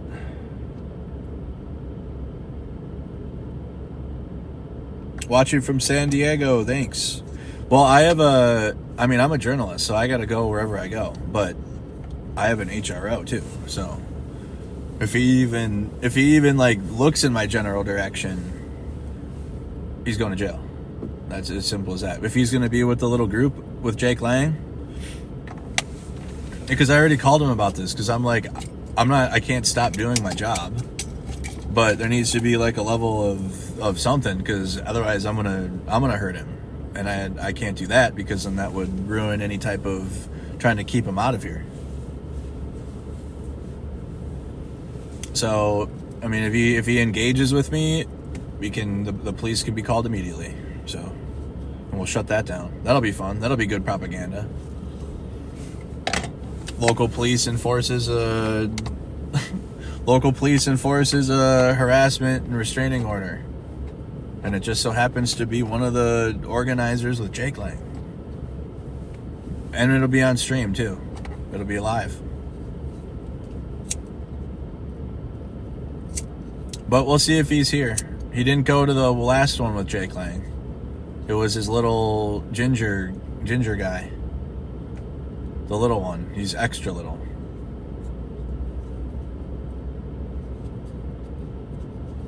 I bet you they have like 3 people again. It's so cooked. So MAGA's last stand was the little Portland protest they had. That was it. Where they took over the storage parking lot corner entrance. That was it. That was the final MAGA gathering, and they don't even know it.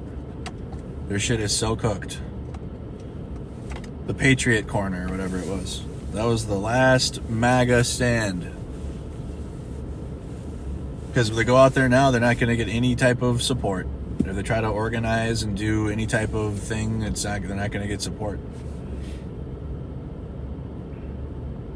And you already have too much of like Cam Higbee's and Jake Lang's going out and being like the right wing now. And if they're getting kicked out of bars and shit that aren't left at all. But if they're like, we're Trump supporters, but they also are like Sieg Heiling and whatever. So Jake Lang's MAGA now, and that shit nobody likes that. So if MAGA if the longer that Jake Lang continues doing this, and others like him continue crisis acting, doing agitation propaganda, doing humiliation rituals, the more people won't support if like MAGA actually tries to protest again, like they did in 2020. They'll be like, oh, fuck no, that white nationalist shit we keep seeing, we're not supporting that.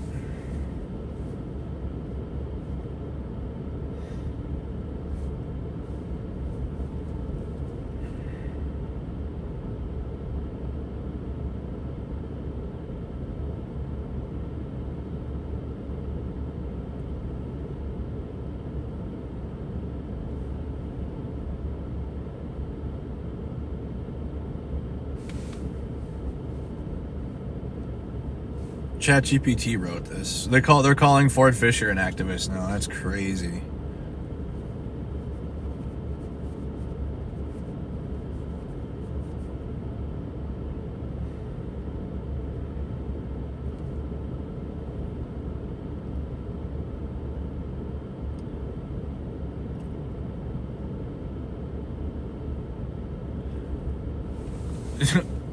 U.S. Immigration and Customs, ICE, quote tweeted Ford Fisher's video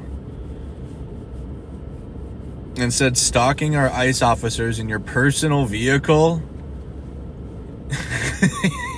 It's in a rental. Like, this video below isn't journalism, it's activism. Our officers are in the streets of Minneapolis conducting targeted enforcement operations on highly priority criminal...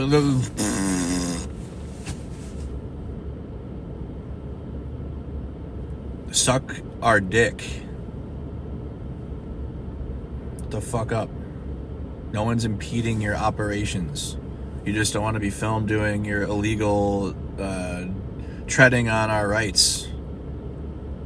Federal government dumb fucks.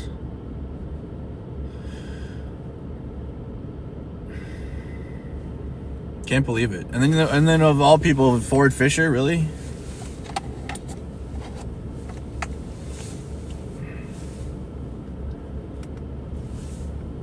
You can't film. It's impeding the operations.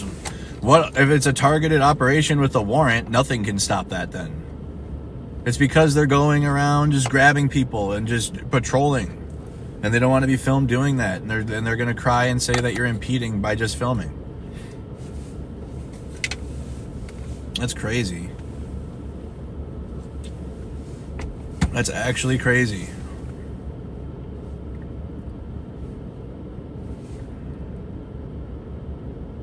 Am I going to cover the Renée Good Memorial? Is there something specifically happening today there?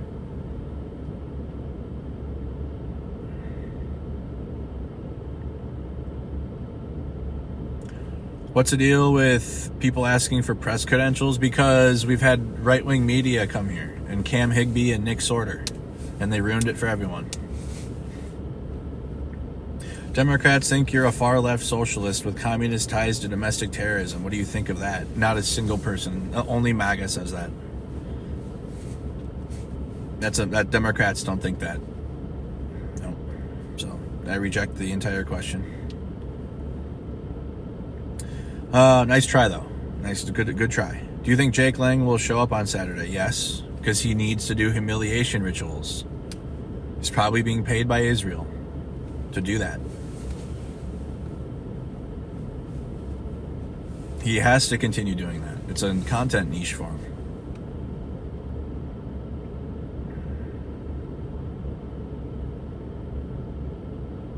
Is there another strike for this weekend? I believe on Friday.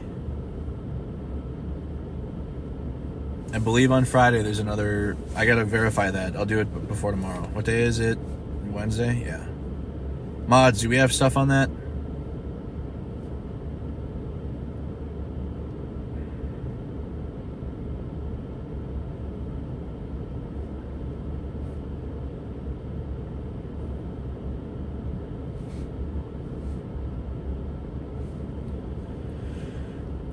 What else? You thought Jake Lang was a Christian nationalist and not a white nationalist. It doesn't. There's no difference. I mean, there is. I don't know. There's no. I don't know any Christian nationalism that doesn't have the white nationalist part attached to it. People are not going that hard for the principles of Christianity. They're using Christianity to further their white nationalism. They're using the religion. So it's not. I don't know. There might be. I don't know. Like actual religious crusaders for Christianity, actually, but I don't know. Probably not.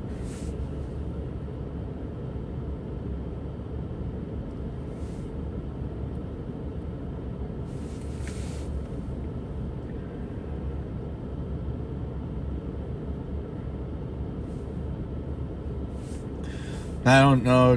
No, Jake doesn't have connections to Russia. It's Russia and Israel. It's both of them. Jake is like, there's photos of Jake kissing the wall, and he's got the rope around his arm and did the whole thing.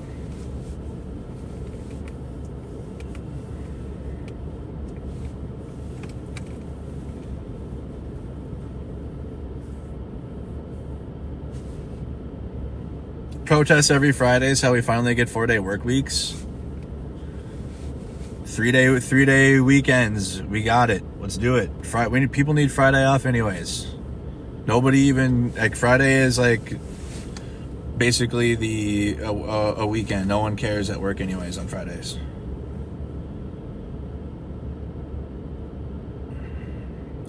Will I go to Ukraine again in the future? Possibly.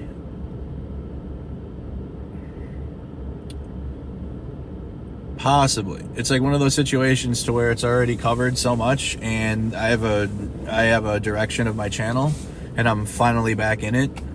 Whereas, like I've told you, like Ukraine I should have made a whole new like now I know. Like if I'm gonna go beyond covering domestic American issues, I have to make a new platform for it. I should have done Ukrainian Mercado or something, or I don't know, like I needed to make a whole new platform for that. And I didn't know that at the time. I just used what I had. But like if I were to start covering Ukraine stuff right now, my entire algorithm would bottom out and I would start losing subscribers.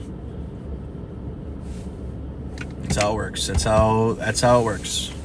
Or if I were to start playing video games on this channel, same thing. Like it does. I wish it worked. I wish it worked the way you guys think it would. It just doesn't. Yeah, Mercado Global or Mercado International or something. But I mean, I'm covering what's happening here in the Twin Cities, but also we've been covering the national protests, No Kings protests, the 50501 protests, the Elon one, and then also the ICE raids last year in Broadview. So we've been covering domestic American resistance against Trump, but also just what's going on with the fires that happened last year. It's been a complete shit. Like, I can cover anything that happens in the United States, and also geopolitics if it's viral for a second. But I'm talking, like, I know I'm doing ICE raids right now, but my platform works for anything that happens in the U.S., like domestically U.S., like if there was, like, if wildfires happen, or if natural disaster.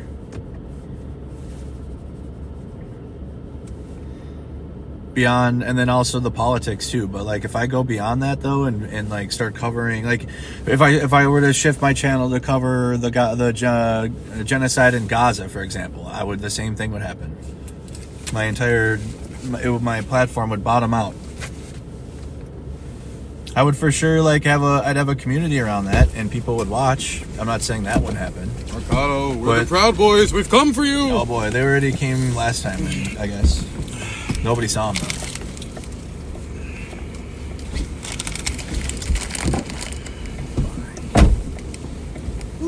They're back. How was it? Did you go and make amends with? I think he left right as I got there. It happens. But I'll just be in his mind the strange ICE agent until the end of time.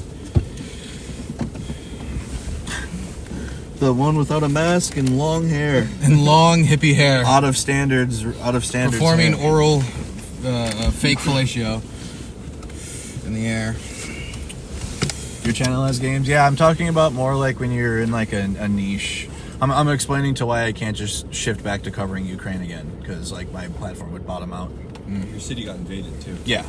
And I'm telling them, like, if I wanted to start covering Ukraine again, I'd probably have to make a new platform for that. It's crazy because like I have a platform for documentaries, but my second news channel, like I kind of just cover everything, and it does kind of hurt it because you don't have like an area of focus sometimes. So I told him I have a separate channel for gaming, because while I could just fire up a game and I'm sure I'd have viewers watching on Mercado Media, I would lose subs and my viewer count would not be anywhere near what it is for this stuff, and YouTube hates that and will punish you for it. YouTube hates long form content now. Yeah. I don't know if you saw the new oh boy. But before you had like this, like if you had like a full YouTube screen up on your computer to like your video being, one of the things that gets showed them and recommended on the homepage. Now they've divided it into different lengths of time for video. So you have a certain amount that are shorts and a certain amount that are like 10 to 15 minute videos, 5-minute videos, and for the long form content you only get 2 chances. So it used to be like you could get like 10 chances potentially for them to get a look at your video. Now it's just like 2 when they refresh the page. It's crazy how much of the success of a project, no matter how good it is dependent upon just the numbers kind of working. Yep. And then having the right thumbnail, the right title, figuring out the magic sauce. Stuff. Yes.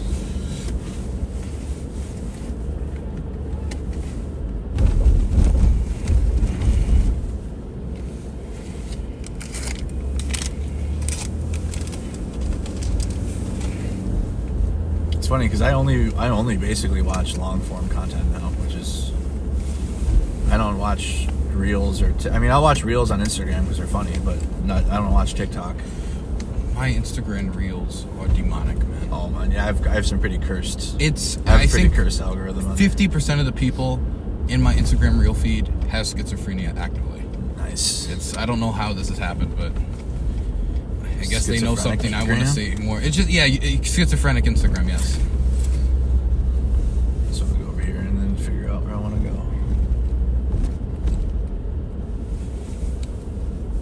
Be away from everybody.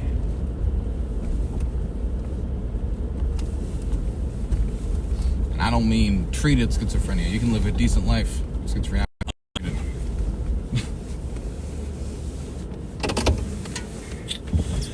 There's a public parking spot.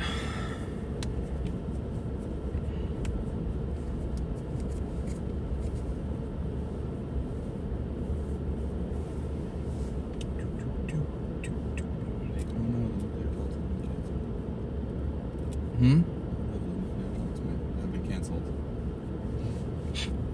One more psychopathic nation might have.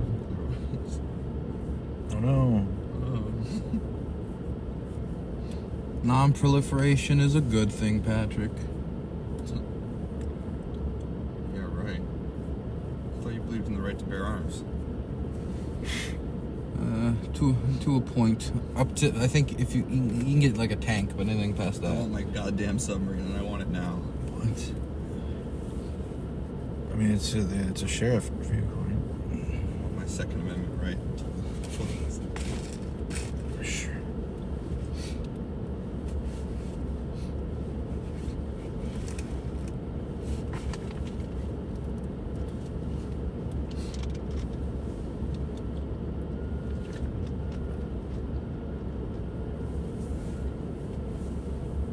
Are you guys hungry now? It might be a good time to go get lunch. I'd go, yeah.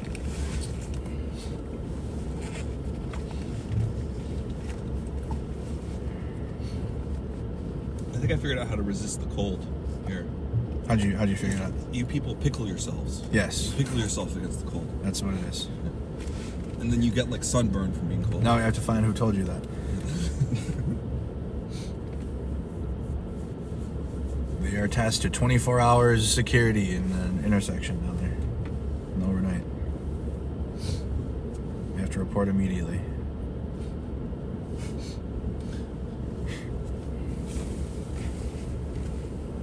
Keep the secrets of Minnesota preserved. Yeah.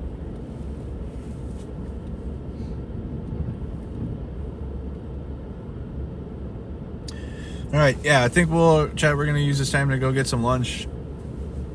And then probably get back afterwards. So probably just like an hour or two break, and then we'll get back to tracking. A lot of this stuff happens during the early morning now, or if it does happen, it's been like early. But that doesn't mean that there isn't still Operation Metro Sturge going. Vehicles are being identified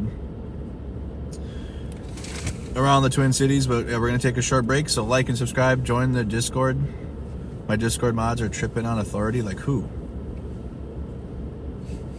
My Discord mods, no. All right, well, we'll see you guys in a couple hours. All right, go subscribe to Dylan Burns TV, Dylan Burns Live, Offbeat Research. Patrick Hillsman on Twitter or X, whatever. Oh, and follow Jad Ali Slayman, my co-podcaster. Definitely. Yeah. All right, guys, see you later.